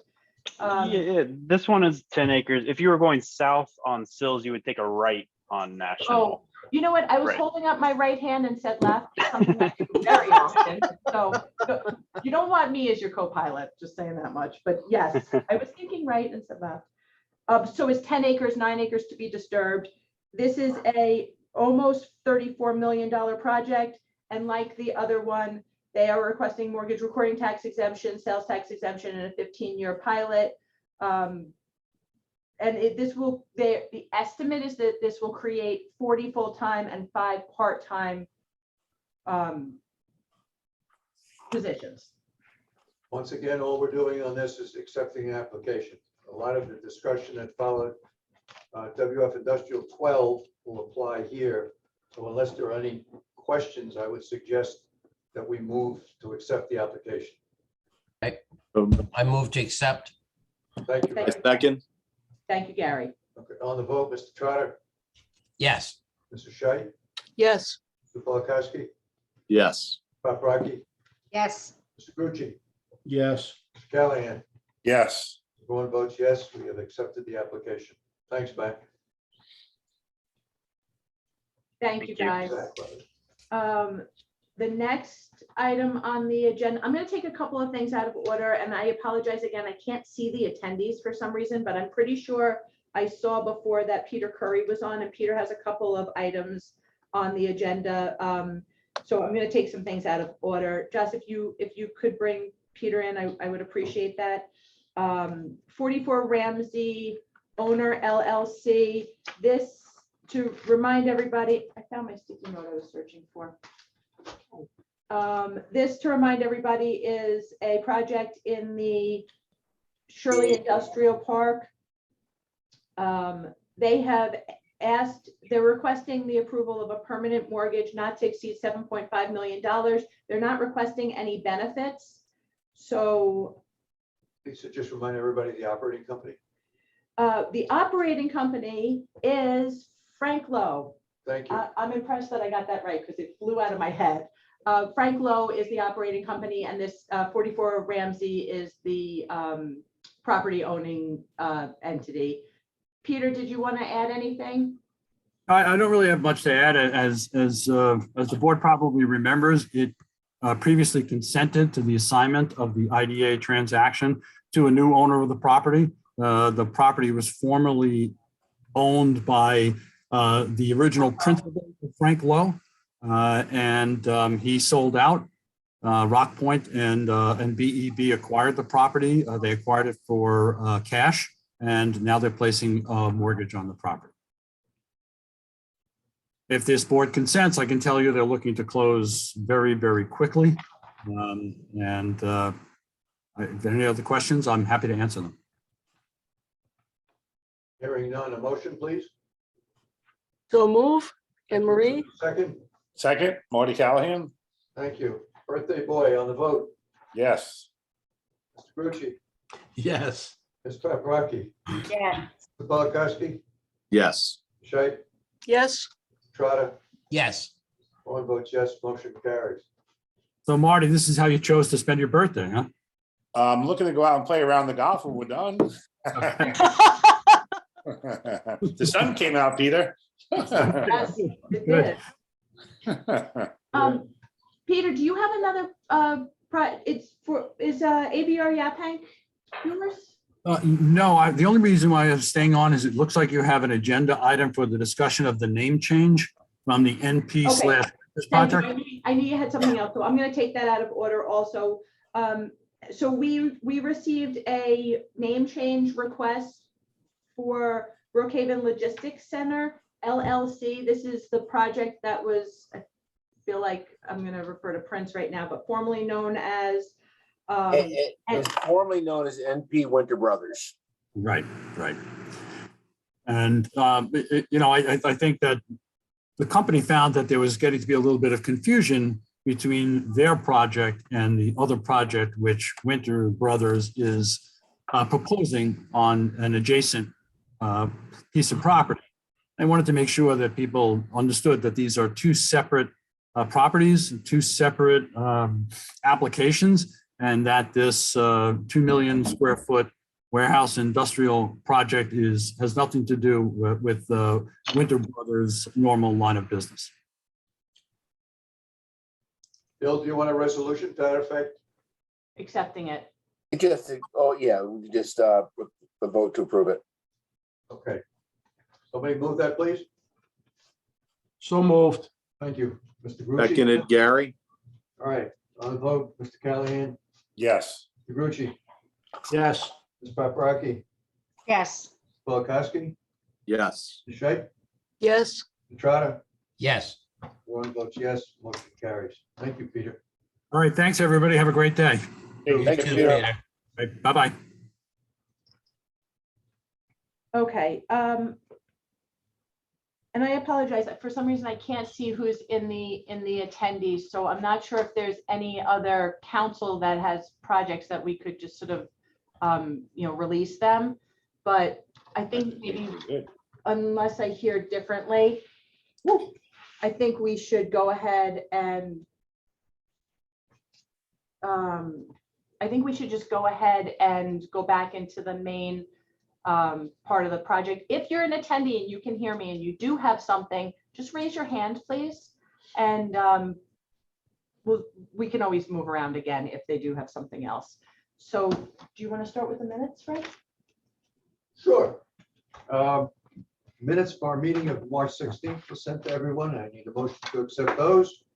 So moved, Gary? Second, Second, Anne Marie? thank you. Any questions on those minutes? Hearing none. Mr. Trotter, Yes. Mr. Shea, Yes. Polakowski, Yes. Paprocki, Yes. Mr. Grucci, Yes. Callahan. Yes. Ron votes yes. The minutes of March 16th, 2022 have been accepted. As to the minutes of April 13th, 2022, motion, please. So moved. Questions, corrections? No. On the vote, Mr. Trotter, Yes. Mr. Shea, Yes. Polakowski, Yes. Ms. Paprocki, Yes. Mr. Grucci, Sorry about that. Yes. okay, Mr. Callahan, Yes. Ron votes yes. Those minutes are accepted as well. Lori? Included in your package is the March 2022 operating results of the IDA and also the April 2022 operating results of the IDA. I'm going to review them together. So for these 2 months, we had one extension of sales tax. We also had 3 processing fees that were included in revenue, a housing study, and an additional fee for additional closing costs. So as far as the expenditures go, they were in line with our budget and our monthly recurring expenditures. Is there any questions on the operating results for the months of March and April 2022? The only thing I would add is if you look at the first time in a while, well, maybe all during the year, we've got a little bit of red ink. Yes. That's because while we've got a lot of projects teed up, we've had very few in the way of closing. So our income is not there as of yet. But you know, you've seen the activity, and it shouldn't be too long before we start closing some of these and we get back into the black again. Bill, I'll ask my periodic question. Anything on AOE? Nope. Crickets. Crickets. Lori, Yeah, go ahead, Bill, I'm sorry. I said they have not responded to emails and phone calls. Some people might remember they had a groundbreaking 2 months ago. So it's a little awkward on their behalf. So if they start construction, they're going to lose out on their sales tax benefits. Yeah, I don't know that day, well, they had some property cleared and, you know, a tent up for the ceremony, but whether they've started actual construction, I don't know. I haven't been out there. Lori, anything else? So did you want to accept the 2 reports and then I'll go I through? think that's a good idea. Okay. Somebody Move that? to accept the 2 reports. Wonderful. Second. Lenore second. Okay. Mr. Callahan, Yes. Mr. Grucci, Yes. Paprocki, Yes. Polakowski, Yes. Scheit, Yes. Trotter, Yes. Ron votes yes. The report is accepted. There are a few other things I want to mention. All of our payments as required contractually have been made timely. As far as our pilots, the second half was due the end of May. And there were 3 delinquent pilot payments that were, 2 of them were subsequently received, but we are still going forth with 3 billings for the late payments, interest and penalties. 1 of the 3 is still delinquent of the pilot payments. We have been contacting them and have not yet heard back, but we have been on it daily. You want to mention who that is, Lori? Yeah, yeah. Yeah, I was just gonna ask you the question. Crestwood. Crestwood. Yeah, Oh. it's the first time, so. They paid their first half. Yes, they did. So we're not sure. We haven't made contact, although we've tried in every method via letter, via email, via phone call. So hoping to hear something. Where's that project? And Selden? Oh, it's the No, one. no. It's in Seattle. Yeah. It's in Yeah. Bellport. Crestwood? Bellport, right. The other thing I did want to mention is 2 quick items regarding our banking relationships. As mentioned in the past, the rates are starting to creep up oh so little. Flushing sent us a notice that they're increasing our investment account from 20 basis points to 35 basis points. And also Hanover, which is an account we approved in the prior meetings that we're going to fund some money over there for employee benefit plans. That account interest rate is up to 40 basis points. So we're seeing some positive out of the negatives going on. And another item I want to mention, along with our banking relationship with our checking accounts for the IDA, we have implemented positive pay, which is a service a bank or offers us where we can let them know of checks that we're dispersing and they match it against checks that are cleared. So if there is an unauthorized check that's written out of any of our accounts, it will be held in suspense and we'll get notification and we have till 2 o'clock the next day to approve it. So it's just an added protection over any fraudulent activities regarding our checking accounts. Any questions on all of that?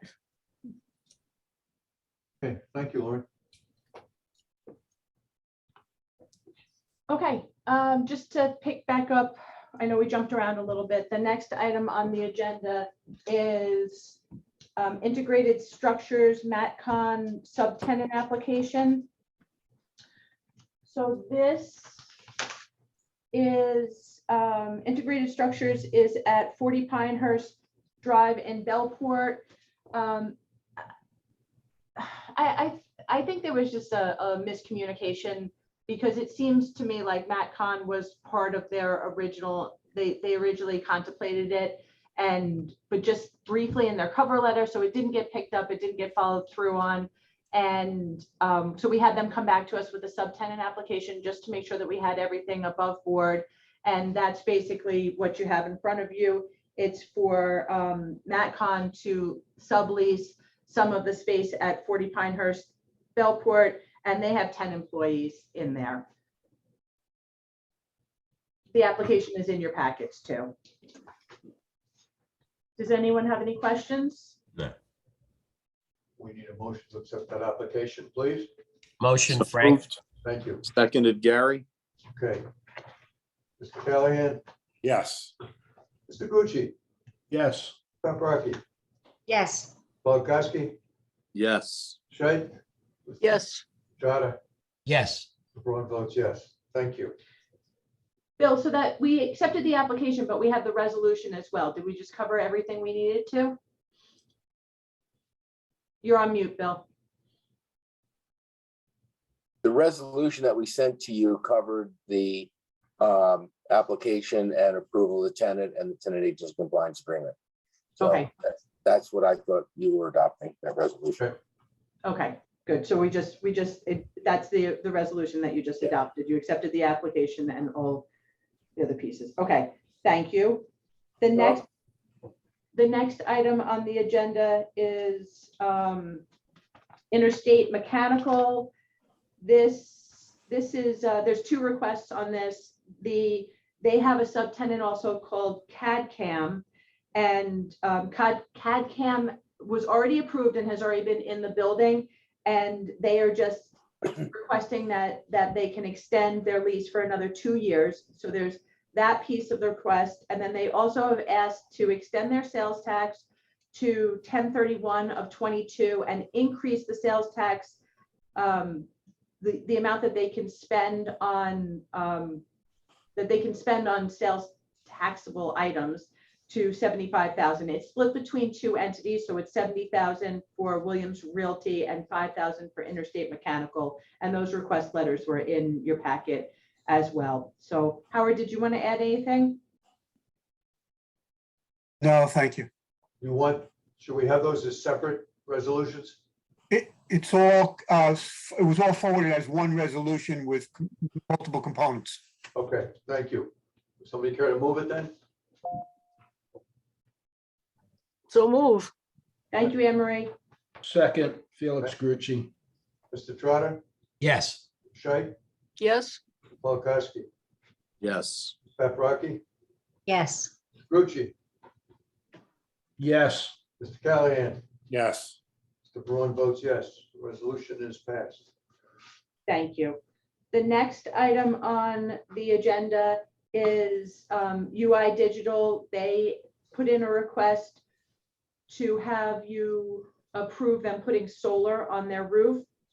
This won't impact their assessed value, but you do need to approve. They're not asking for any benefits, but you do need to approve them making the change to the facility. Howard, did you want to add anything? Oh, again, thank you. Howard's quiet today. What's going on? May I have a motion, please? So move. Thank you, Marty. Second, Second. Thank you, Yeah. Frank. Mr. Callahan, Yes. Grucci, yes, Paprocki, Yes. Polakowski, Yes. Scheit, Yes, Mr. Trotter. Yes. Mr. Braun votes yes. Motion passes. The next item on the agenda is a request from ABR Yaphank Hotel and Loft Apartments. They have asked for the approval of a mortgage, but like the 44 Ramsey request, there's no request for benefits. And just to remind everybody, the ABR Loft Hotel and Loft Apartments project is at the northwest corner of William Floyd and the LIE. What's the amount? You have it there. I do have it here. I just didn't write it down. I'm sorry, I don't have it here. Says in a note 100 million. Thank you. That's what I was thinking, but I thought I was wrong. The loan is 73 million. They're using the rest to do some Some other stuff. Exactly. Yeah, okay, I found it. Yes. Might I have a motion for that, please? So moved, Gary. Second, Lenore. Thank you, Lenore. Ms. Paprocki, Oh, yes. Startled me. I came first. Mr. Polakowski, Yes. Mr. Scheit, yes, Mr. Trotter, Yes. Mr. Callahan, Yes. Mr. Grucci. yes, The Braun votes yes, motion carries. All right, we're getting down there. We're making progress. The next resolution that I would like to present is a change of salary as was contemplated in January for Amy Alardo, and also a change of roles and responsibilities to cover marketing and new project development. I would make that motion. Thank you, Frank. Second, I'll second the motion, Felix Grucci. Lenore, you did a good job. You want to try it again? Yes. Mr. Polakowski, Yes. Scheit, yes, Mr. Trotter, Yes. Callahan, Yes. Mr. Grucci. Yes, The Braun votes yes. I think we should make this effective as of June 15th, just that's the next upcoming payroll. Perfect. Okay. Fine. Okay, June 16th, okay? June 16th? Sorry. Sorry, Amy, just one day. Is that already set, Lori? The 15th, Yeah, I can adjust. We'll talk. okay, we'll figure Effective it out. next payroll, whenever that is. Yeah. Okay, that's fine. I'm Yeah, sorry. that's Yeah. fine. Okay. Sorry, I said it and then I really meant next payroll, and then I realized that I probably am screwing that up. Sorry. Okay, so the next item on the agenda is the battery energy storage system. So as I think you guys are aware, we have one application, we have one that we've already approved, but we have another application for a BESS system, battery energy storage system. But we do have, I think, 3 more that I can think of off the top of my head that are, we're going to get applications in soon. And from what I understand, renewable energy is great when the sun is shining or the wind is blowing, but if you don't have a way to capture the energy when the wind is blowing and the sun is shining and hold it for cloudy, not windy days, it's only as good as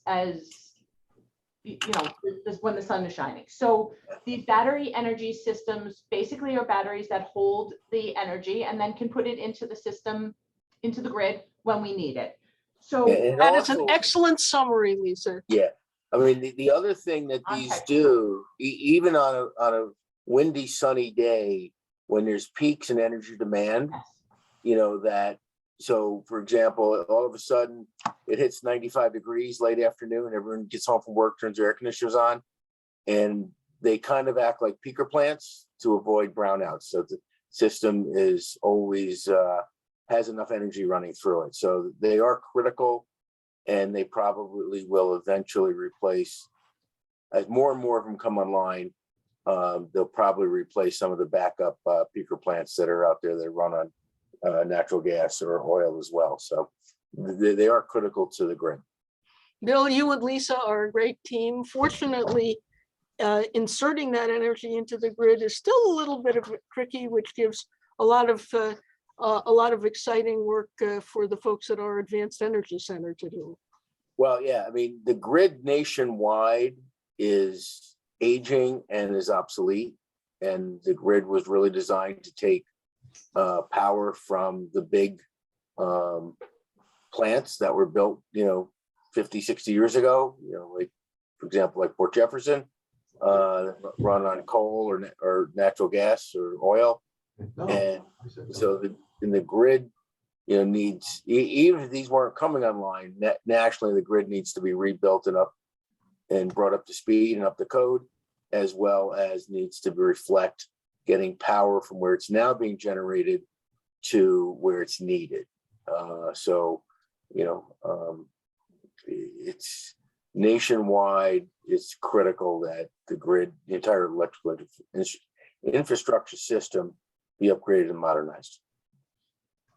But until then, we have a bunch of potential battery energy storage systems. And one of the things that they have been working with us, and I have to tell you, Barry Carrigan in Bill's office has been a great resource for us and has really helped me muddle through this process. And it's been months of us trying to figure this out. We met with NYSERDA to try and get as much information from them. We've met with the potential projects multiple times to get information from them. And we've really sharpened our pencil, gone back and forth and back and forth. I think we have come up with a plan that balances the incentivizing these, because this is something that we need in our community in order to support all of the renewable energy projects that we have and are doing, and also balances the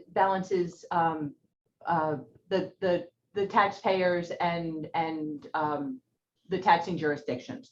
So what we came up with, and I'm hoping that you guys think this is a reasonable approach, is battery energy storage projects that come to us requesting a 15-year pilot will get a pilot that starts at $2,000 per megawatt. And just for a frame of reference, the two that we have that we're kind of kicking around, one of them is a 150 megawatt project, the other one is a 125 megawatt project.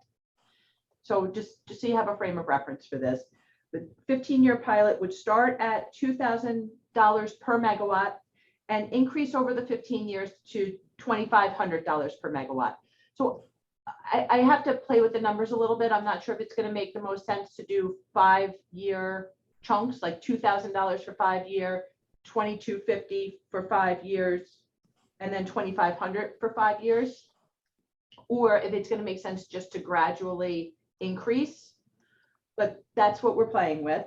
And then for 20-year pilots, it would start at $2,000 per megawatt and ramp up to $2,750 per megawatt. And then for 30-year pilots, it'll start at $2,000 per megawatt and ramp up to $3,000 per megawatt. And these, like our other pilots, will be set dollar amounts that'll be provided for you to review prior to the final authorizing resolution. But that's the concept that we think is going to balance all those factors and give us a good end product. And the pilots will be coterminous with the length of their power purchase agreements that they will have. So, if they have a 15-year power purchase agreement, they're not going to get a 20 or 30-year pilot. But we realized that there would be projects that had these different needs. Mm-hmm. But again, all the solar deals we're doing, the offshore wind deals that are coming online, they're not effective without these batteries. And the same with the fuel cell project. Well, fuel cell only come on when they're needed, but the solar and wind need the battery storage hand in hand. As Lisa said, she and Bill and Barry have been working on this for a long time. It appears to be an equitable solution for us as well as the projects. One of my early on concerns was if we priced this too high, they wouldn't be built. So I think this works out for everybody. So I guess, Lisa, the other question I have, if we adopt this policy, do we want to amend our UTEP to include this, or we'll just hand it out as a policy? Well, I mean, we had discussed updating our UTEP, and now with all of this spec industrial,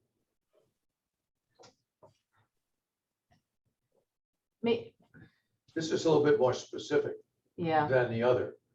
And in as much as between the ABO and the OSC criticizing every little thing these days, it probably isn't a bad idea to put it in the UTEP bill. but if we're gonna open our UTEP, I think we should make all the changes that we need to make. So maybe we could do, at least as I think your UTEP is broad enough that for now, we don't need to include this in the UTEP. I think we should probably adopt what Lisa just proposed as a formal policy for these. And then when we're ready to update the UTEP, we'll include this as well. Okay. And Lisa, if you want, you could share that with Suffolk and Islip and Riverhead, because they may want to see what we're doing as well to be consistent. Okay. Actually, that was just about to be my question, Bill, to Lisa, was have you spoken with the other IDAs and what are they doing? Or they haven't figured it out yet? Probably ahead of We're ahead of the curve. The only other one that right now potentially has a battery storage coming to them will be Suffolk County. And it's actually one of the companies that's also working, coming through Brookhaven.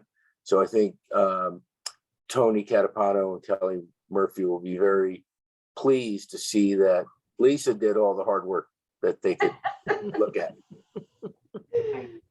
Bill, while we've been chatting about the UTAP, just to go back a moment, these warehouses that we've been seeing, do they fit into our UTAP, or are we Yes, they making do. exceptions for them? No, they do fit into our UTEP, and we did talk about them in the past. But again, that's something we may want to consider. What level of benefits you want to give on these warehouses. In the past, warehouses did not have a lot of jobs. They tended, be a couple of guys on forklifts loading pallets onto tractor trailers. I think the modern warehouse distribution center is rapidly changing, and some of them have quite a few jobs. So if you remember back with,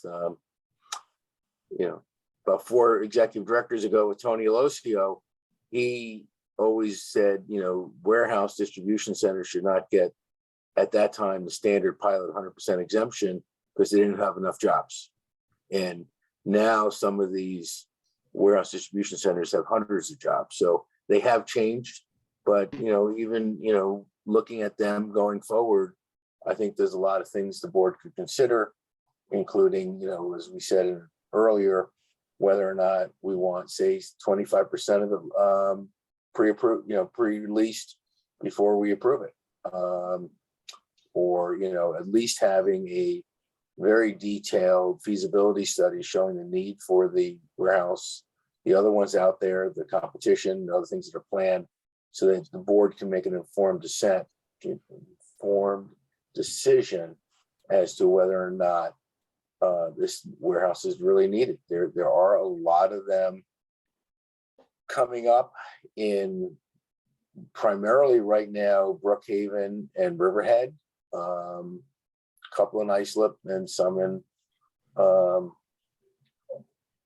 Smithtown, but the majority of them will be in Brookhaven, and Riverhead starting to pop up as well. So they're going further east, and they need a lot more land. So it'll be interesting to see how it goes. One of the things that concerns me, Bill, is that we look at, is this outfit going to move to North Carolina and take its jobs with it? But for a distribution center to 2.8 million people on Long Island and wherever else they're distributing, they can't go someplace else. Well, again, I think what he was trying to say in his presentation, there are existing companies on Long Island, manufacturing companies and others who need these facilities. And I think what some of these companies may say is, if we can't get warehouse distribution facilities for our manufacturing on Long Island, we may have to move everything off of Long Island. And if there's a business need for a warehouse, again, why does a warehouse need our support? If there are lots of customers out there who need the facility. They may not be economically feasible without the IDA support. I mean, So that's the kind of issue that. yeah, those are the kind of build issues in. that you need to look at, and we probably want to study the need for these. But there's been, just like if you think about it, with the market rate housing projects, you guys put a hold on those for a year while we studied it. Bill, do a Yeah. study. Did the Yeah. IDA study? Yeah. What in that? Did the IDA do a study? For that market rate housing, we. No, not the market rate housing, for this warehousing. No. I think it's being overbuilt. I called it on the golf Well- courses in the 90s, and I just, The concern I have, again, there was an article, and maybe Amy could track it down and send it to everybody. In the Wall Street Journal, about a week or so ago now, where they said, Amazon's business is slowing and their stock prices dipped. And they said that was sending shockwaves through the warehouse distribution market. And, so. and we have so many applications, Bill. You haven't even seen them all yet. I see them before they come. And again, I've seen other ones that you guys haven't seen. So, I mean, there's a lot going on. And to be honest with you, I am a little concerned that we may be overbuilding them. You kind of think like the malls a few years ago. You couldn't build enough malls, and now they're all empty, or half empty. So Remember every other application was an assisted living? I mean, that has tapered off. yeah, well, and even some of the market rate housing is tapered off. Mhm. So people see something succeed, then everybody jumps on the bandwagon. And it may make sense for the agency to do its own feasibility, its own market study, so that way you're not relying on something that the company has engaged. It's yours, and you can make the transition. Right, we What could was figure out how It's much. a great idea, Yeah. Bill. Great idea. So do you want me to explore that? Sure.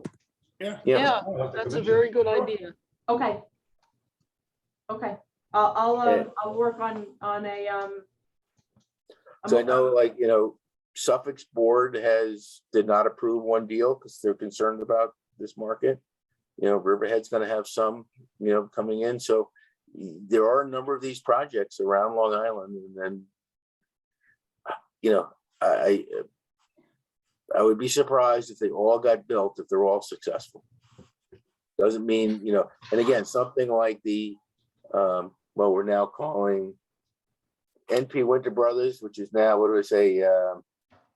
Brookhaven Logistics Center. Brookhaven. I mean, that's a different facility because it's intermodal with rail.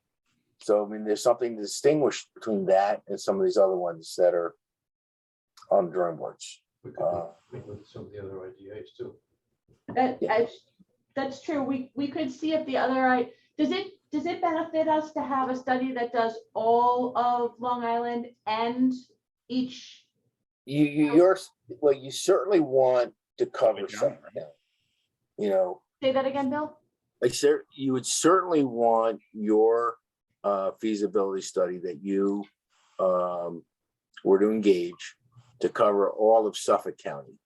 Whether or not you want to include Nassau County, I don't know. I mean, there's the very large one that's built along the expressway, kind of, and I guess it's Oyster Bay by the old Zero Wire facility. You know, that's like exit 47 or 48, Howard. It's not too far from you. Can't miss it. Yeah, but other than that, and then there's ones that are going up in also in Nassau County, but they're really freight forwarders for JFK. So again, a different model. But other than the ones going up around JFK and you know, that one along the expressway, I'm not aware of too many other major warehouse distribution facilities being built in Nassau County. Howard and Fred just said the same thing at the same time, that maybe I should reach out to the other IDAs and see if they would like to, maybe we do a study together that looked at Suffolk County as a whole and each town or region individually, so we can get a full picture of the entire county plus the piece that impacts us most directly. But even if they chose not to do it, I think your study has to include all of Suffolk County. Yeah, so we could do all of Suffolk County and Brookhaven, and if they want to participate, we could do all of Suffolk County and Brookhaven and Islip, just for an example. Well, no, but again, if you're doing all of Suffolk County, it'll show everything that is in existence, under construction, and contemplated in all the county. You're not going to say and Brookhaven, it'll be the entire county. I mean, and I think even if you do that on a breakout. No, no, you're not breaking it out. You're looking at the entire county, and because it's not just Brookhaven. Because if somebody's building a 1 million square feet in Riverhead, it's going to impact Suffolk County. 100%, Bill. I'm agreeing, but won't we have them look at Suffolk County as a whole and then also look at Brookhaven specifically? No, I'm saying the study would look at Suffolk County as a whole. And that'll include Brookhaven. That'll include Brookhaven. Okay. Yeah. Okay. We're saying the same thing. Yep. Question, would we be putting a moratorium in effect if we go ahead with this study? Well, we kind of told the whatever they were, Windstar people, or what they're called today. Wildflower. Windstar, something else. That, we're a long way away from approvals, and it may include, any additional requirements. So, we can accept applications, but I think we need to tell people we're not going to be going through public hearings or approvals until we have done our study and determine the need for these. So you wouldn't do a formal moratorium, but you would I don't think we just need to do a proceed in that direction. Okay. I don't think we need to do a formal moratorium, but I think we just got to put people on notice. The approval may take. Don't come into us today and expect an approval in July. Right. May take Otherwise, it's not fair because they don't know why we're not. Yeah. So, okay, good. Thank you. And, Is there different types of warehousing, or are we saying warehouse as an umbrella for everything that looks and smells and feels like a I think warehouse? we're saying warehouse distributions facilities. If for example, say Frank-Lo Rubber, rubber and gasket company, which is we just approved their, Ramsey. If they were to come in and say, hey, we need to build a warehouse distribution center for our, finished product, I think that's different because, is using, it's really the spec buildings we're talking about. And again, if anybody or any of your existing projects come in and say, hey, we're out of space in our own warehouse, we want to expand it, you're going to approve that.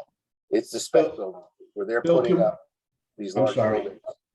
I didn't mean to cut you off. Go ahead. I said, we're really talking about the spec buildings where they're saying we're putting up however many hundreds of thousands of square feet, and we have no users signed up before we start construction. And my question to you was, could we be that specific in our, if we wanted to do a moratorium, that we're putting a moratorium on spec building? Sure. That if the farmer who's farming the land out in in Matterville needs to put a warehouse up to store his product in, and then ship it, to wherever it goes to, they would be exempt from that moratorium?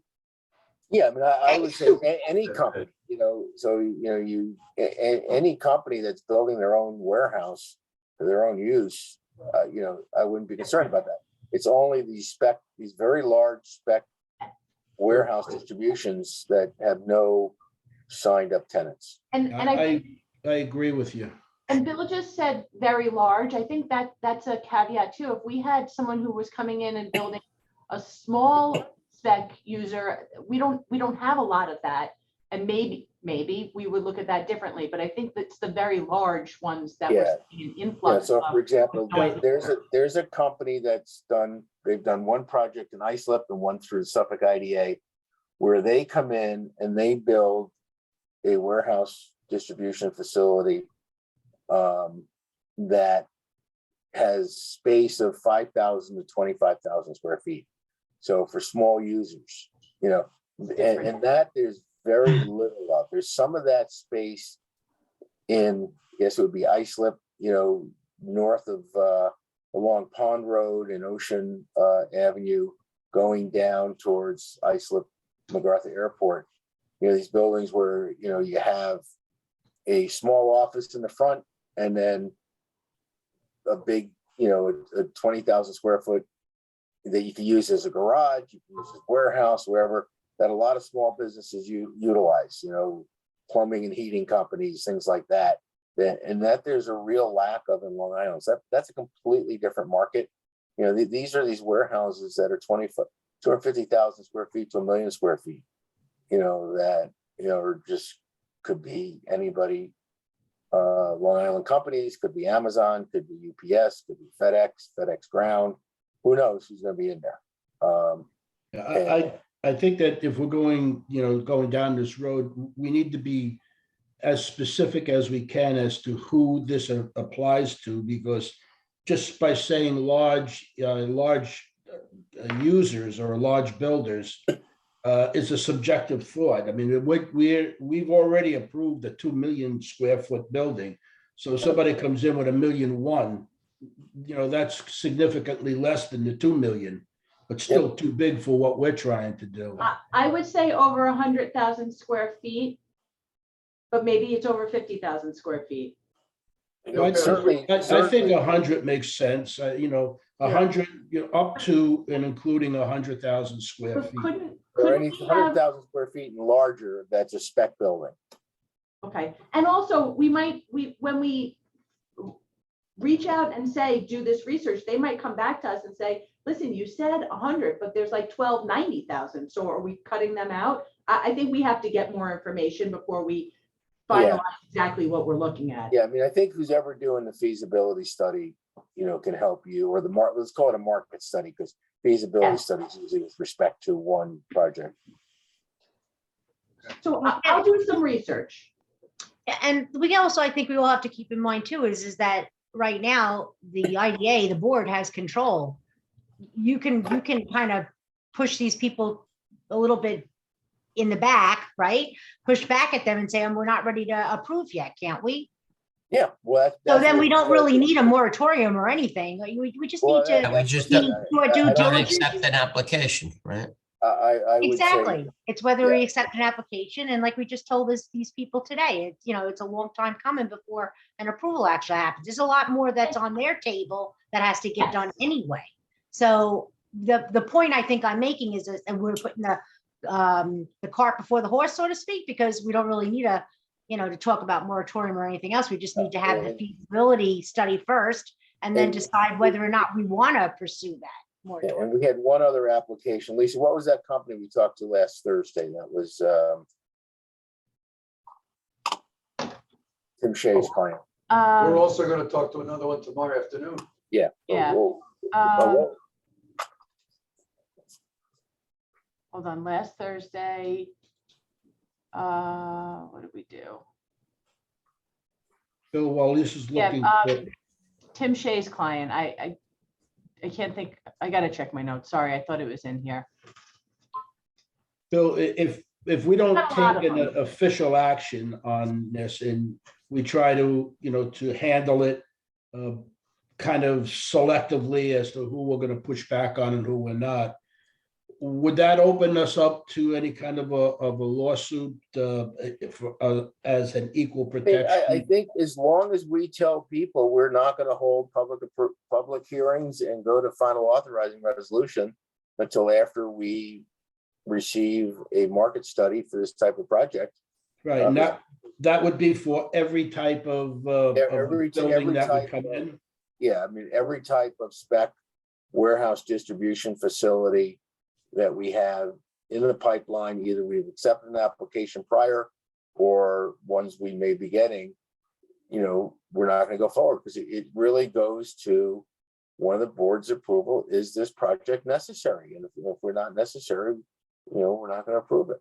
And legally, we can treat the spec buildings differently than we treat the other warehouse type of operations? Sure, because again, some IDAs will not do spec buildings at all. They said, Okay. we won't approve it unless we actually have the tenants in place. There have been some very, very successful projects that were done on a spec basis.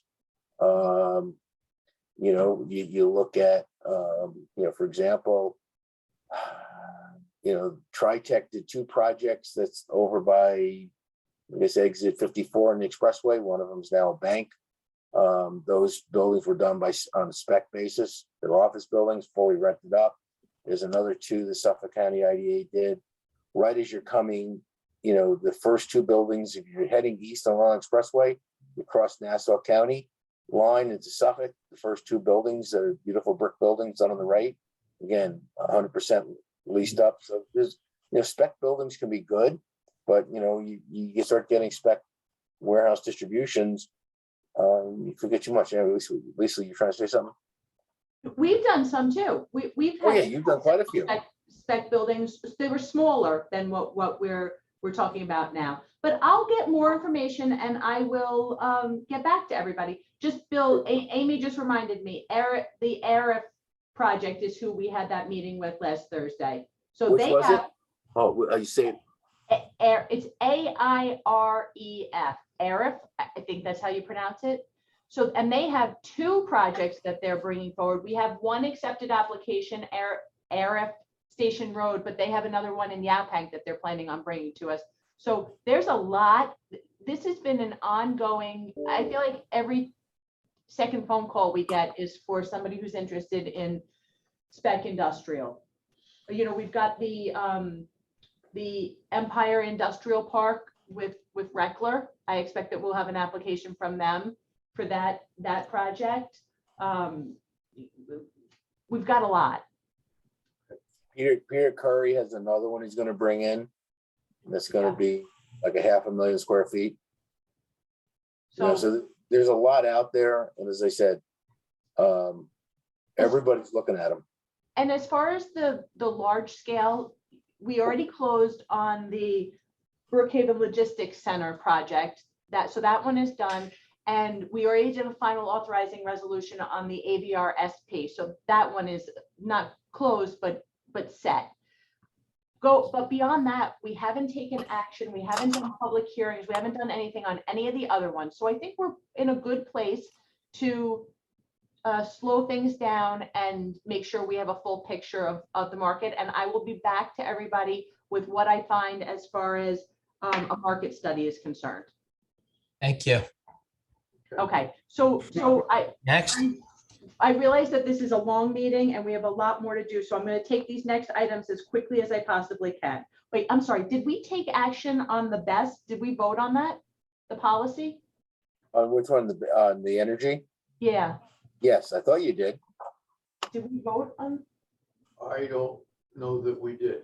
Can we just do Let's it go back again? and do it now. Sure, Yeah. sure. Motion. Thank you, guys. Second, Frank. And this would be to establish A the policy, policy for Battery energy. pilots that were 15, 20, 25, and 30, depending, 15, 20, and 30 30. years. depending on their purchase power agreements. On the vote, Mr. Callahan, I'm sorry, Yes. Frank made the motion. Who seconded it? I'll second it. Felix. Thank you, Felix. Thank you. Mr. Callahan, Yes. Mr. Grucci, Yes, Pat Brockie, Yes, Paul Koski, Yes. Scheit, Yes, Mr. Trotta, Yes, Ron votes yes, motion carries. Okay. Then the next, thank you, everybody. The next item on the agenda is job creation numbers. You're required to look at these annually, although you do look at them in Paris. We have a few projects. The lion's share of our projects have met or exceeded their job creation expectations. Some of our projects have not. Fred and I are going to do a review of the projects that have not, follow up with them. Some of them have already provided us explanations as to why they didn't. Those that haven't, we will follow up and get additional information, and we will be back in touch with the board to give you our recommendations. But just so you know, in your packets, you do have the spreadsheet that lists all the job creation numbers. So if you want to see who met, who didn't, where we are with each of them, it's been provided. So please let me know if you have any questions on that. The next item, nobody had questions. Okay. The next item, sorry, I'm trying to do it fast because I am aware of the time. The next item is the ABO website audit, which we discussed in the governance committee. And I think unless anybody has any questions on that, we should just adopt the report from the governance committee. So moved, Felix Grucci. Seconded, Gary. Thank you, Gary. Mr. Trotter, yes, Ms. Scheit, yes, Paul Kuski, Yes. Paprocki, Yes. Grucci, Yes, Callahan. Yes. Ron votes yes. The only thing I would add to this is one of their criticisms was, how do we know that the job numbers they've given us are accurate? And as you might remember, we get Form 45s, which companies have to submit to the New York State Labor Department. Apparently, that's not enough for the ABO, but I have checked with Ryan Silver and our organization. As far as he knows, there's no other IDA that goes beyond those verifications. Well, we have them certify that it's true. I mean, they're certifying upon the penalty of perjury. It's like you can't get much more than that. And if the Form 45s are sufficient for New York State Department of Labor, maybe the ABO wants to start, putting radio tags on their employees. They got to wear like a little shield so they walk in and out of the building. We can count them. The Form 45s are not a perfect system because it's a New York State. So if the project has multiple locations around New York State, we see all of their employees. And if somebody works for a day and then quits, it shows that employee listed. So it's not a perfect system, but perfection, yeah, perfection doesn't exist. So I think we have a pretty robust system, and we continue to tweak things and try to improve them. But that's what we have so far. Not as accurate. anytime you want to put RFID tags around the employees' ankles, just let us know. The wireless center can do that. Yeah, but short of that, I don't know how you keep track of people. Right. I think getting a certified document from the recipient that he had or she has fulfilled the job creation anticipated. I think that's as far as we should go, unless we want to put a police department together and go out and look at these companies. But I think that's a crazy idea. I think we should have code enforcement go out and check, count the cars in the parking lot. Cars in the parking lot. Now you're discouraging ride sharing. Yeah. That's right. Well, you do a factor, 1.5 people per vehicle, I guess, or something. I don't know. Or we could send out drones. How about moving on to the next item? I like that. That's even better. I've got about 15 minutes, guys. I don't mean to. Yeah, okay, thank you, Frank. Did we adopt the governance committee findings? Yes, we just did that, didn't we? We did it before. Do you want to do it now? So moved. Second. Thank you. Mr. Callahan, Yes. Mr. Grucci, Yes. Ms. Paprocki, Yes. Mr. Polakowski. If you're still there, Mr. Scheit. I'm here. Yes. Sorry. Yes, Gary, Mr. Trotter, Yes. Ron votes yes. Okay, the next item, thank you, everybody, is the property acquisition policy. This came out of the website audit. And one of the pieces was that we needed to have a property acquisition policy. But like I said before, this is just to deal with if we purchase property, not our straight lease or bond deals. So can I have a motion to adopt the acquisition of real property policy? So moved. Second, Thank you, Anne Marie. Thank you, Felix. Mr. Trotter, Yes. Mr. Shea, Yes. Mr. Polakowski, Yes. Paprocki, Yes. Mr. Grucci, yes. Callahan, Yes. Braun votes yes. The next item on the agenda is the mission statement and measurement report. From this audit, we were told that we needed to update some information. It was provided in your packets. It then needs to be posted on our website. So does anyone have any questions? Can we have a motion to adopt it? So So moved. moved, Felix Grucci. Second to Felix. That was Anne Marie. Yes. Ms. Paprocki, Yes. Mr. Grucci, Yes. Mr. Callahan, Yes. Polakowski, Yes. Shea, Yes. Trotter, Yes. Mr. Braun votes yes. Motion carries. The next item on the agenda is the investment audit. Again, this came out of the ABO's website audit, and like the LDC, we were charged with updating our investment audit, which PFK O'Connor Davies did for us. It's also included in your packets. Does anyone have any questions? I don't think we need a resolution. To adopt that? Investment audit, it's just their opinion over the investment, right? Okay. We adopted it in the LDC and we always adopt it. And we'll do it here. Yeah, sorry, I don't know, maybe we don't, but let's belt and suspenders it for the attorneys. Motion, please. So moved. Thank you. That was Felix making the motion and Anne Marie seconding the motion. Ms. Shea, Yes. Yes. Mr. Trotter, Yes. Polakowski, Yes. Paprocki, Yes.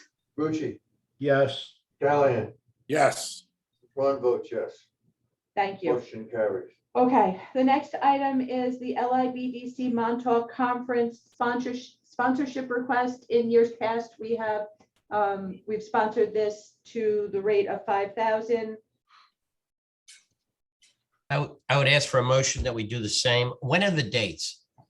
I knew you were gonna ask that and I didn't prepare it. Here, I'll tell September. you. Hang on.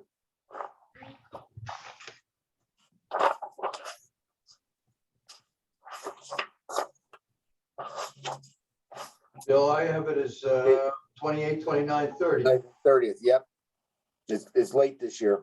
Okay, which conflicts with our September board meeting, so we're gonna have to discuss that too, but So you could have your September board meeting and then make it real quick and head out to Montauk. that's a big leap. Make it real quick. As long as you keep the agenda short, we're fine. Like it's my fault. No comments. Everything's gonna be, all those in favor, approved. We're talking about September, correct? Yes. September, yes. There's a motion on the floor. If I have a second. Second. This is Thank for you, Anne Marie. This is $5,000 sponsorship for the LIBDC conference. Yes. On the vote, Mr. Callahan, Yes. Grucci, Yes. Paprocki, Yes. Mr. Polakowski, Yes. Shea, Yes. Trotter, Yes. Mr. Braun votes yes. Thank you, everybody. The next item on the agenda is just a reminder that we have the LIBDC luncheon, June 21st from 12:30 to 3 p.m. at Stella's in Blue Point, I think. Yes. Blue Point. Blue Point, thank you. Everybody, I think, has RSVP'd that wanted to go. If something has changed, please let us know.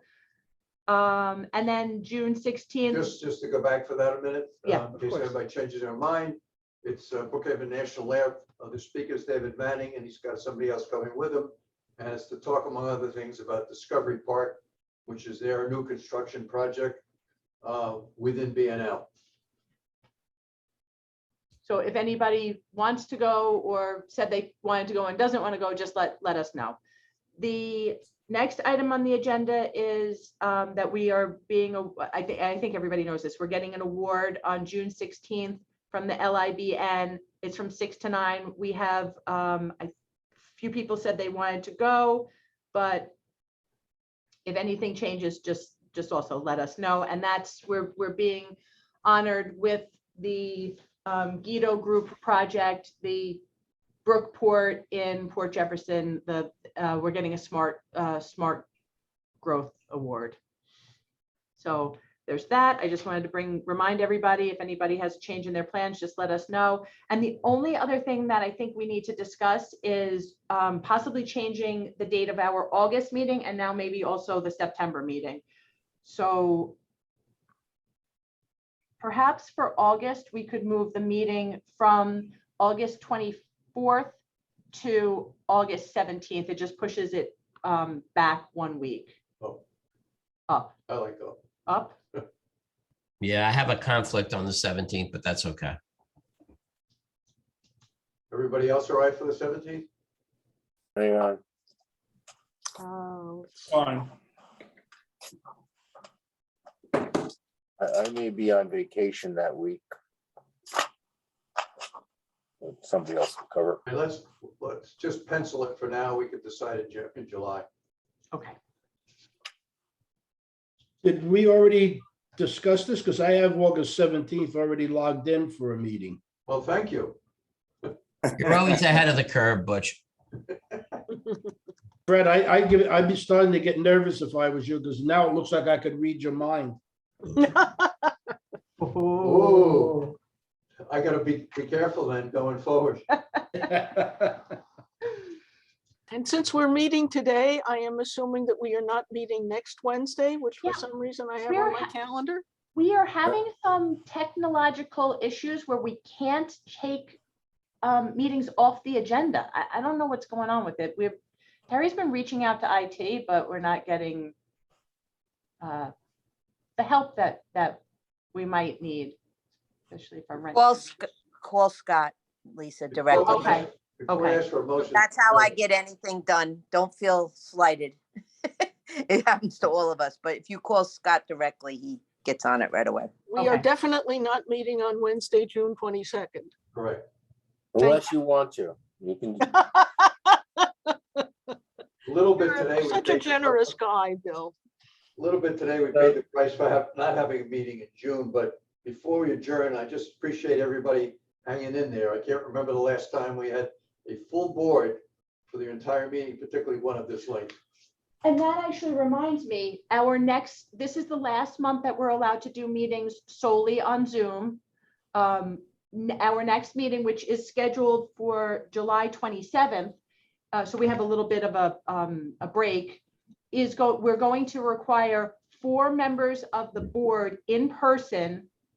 And then as long as we have 4 members of the board in person and we post it so that the public understands that they can either join us in person or by Zoom, the remaining members of the board have the option to join by Zoom. But can vote, right? Everybody can vote, yes. No, everyone can vote. Yes, It's they've allowed a quasi meeting, but you need a quorum. in person. I will be on vacation in Lake George that week. I might have a conflict too. We could Lisa, go I join can in. make afternoon meetings in person, but I can't do morning meetings in person. On that Wednesday, I could do an afternoon meeting, but I can't do a morning, The 27th, 27th. Why don't we change the time now, Lisa? I'm fine with that. When you say afternoon, you mean 12 noon or 3 o'clock? Like 2? Well, for me, anything after 12, I can make, because my wife's aide will be here by then. Okay, And I'm good after 2. Bill, you okay at 2 o'clock? how does that work for everybody else? I won't be here at all. Anne Marie's out. When is that, July 27th? Yes. At 2 o'clock. That's fine. Marty, do a morning tee off, you'll be fine. Let's get this going. I want to go. Did we Yeah. hear, Gary, I should be available. Lenore? Looks okay. Okay, but then the follow-up question is, if we do it, let's say at 2 o'clock, And Bill, I don't know if you said that worked for you, Howard, and Nat, does that work for you guys? I'm seeing nods. I can do the 27th at 2 p.m. Okay. Do we have 4 members who can physically come into the office at 2 p.m.? I could come in. Marty, I mean, Lenore, Me, Fred? And I can come in barring any unforeseen issue. we have a 5th then? I can't answer at this time for that date. It's difficult for me that day as of now. Do we want to look at a different day? I'm just, I'm just throwing darts, but the Wednesday before is July 20th. I don't know if that, I'm at a conference. okay. Let's just stick to the same date and see what happens when we get closer to it. Well, that's hard to do with publishing and everything. Yeah. No, Does it have to be a Wednesday? No, How about Tuesday, does Tuesday the 19th work? Tuesday is better. My Wednesdays are getting crazy. What if So you that's did why. Tuesday, what if you did Tuesday the 19th at noon? Uh, 30? I'm at a conference. Tuesday, the 19th. Yeah, 26th I'm not. and this has to be in July. Yes.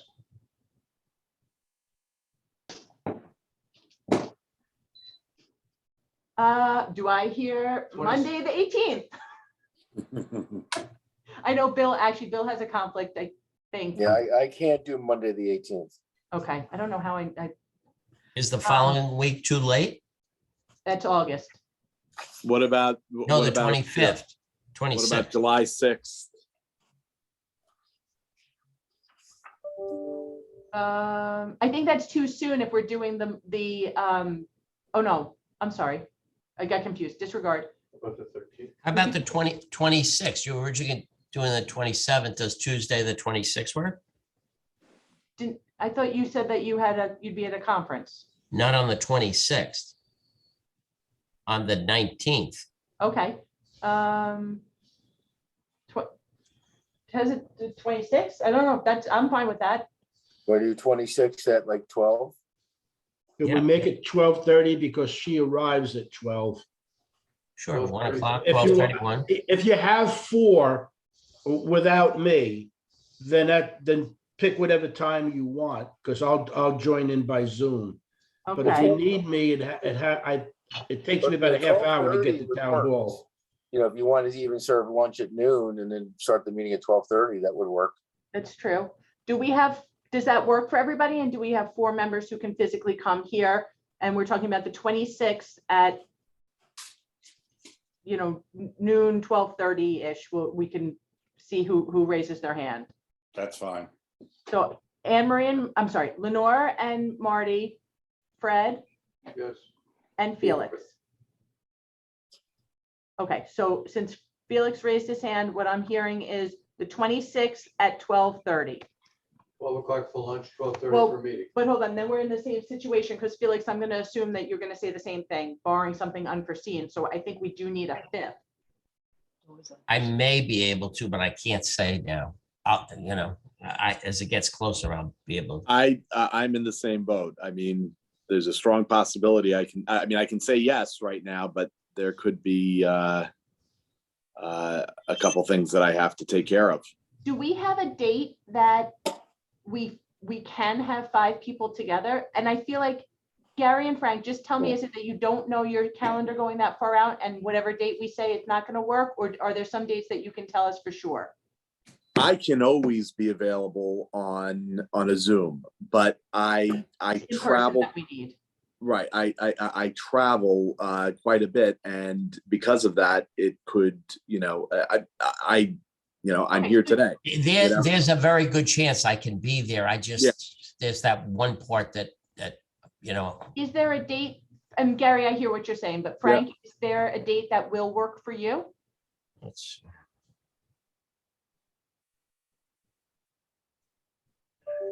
We were so close to being done.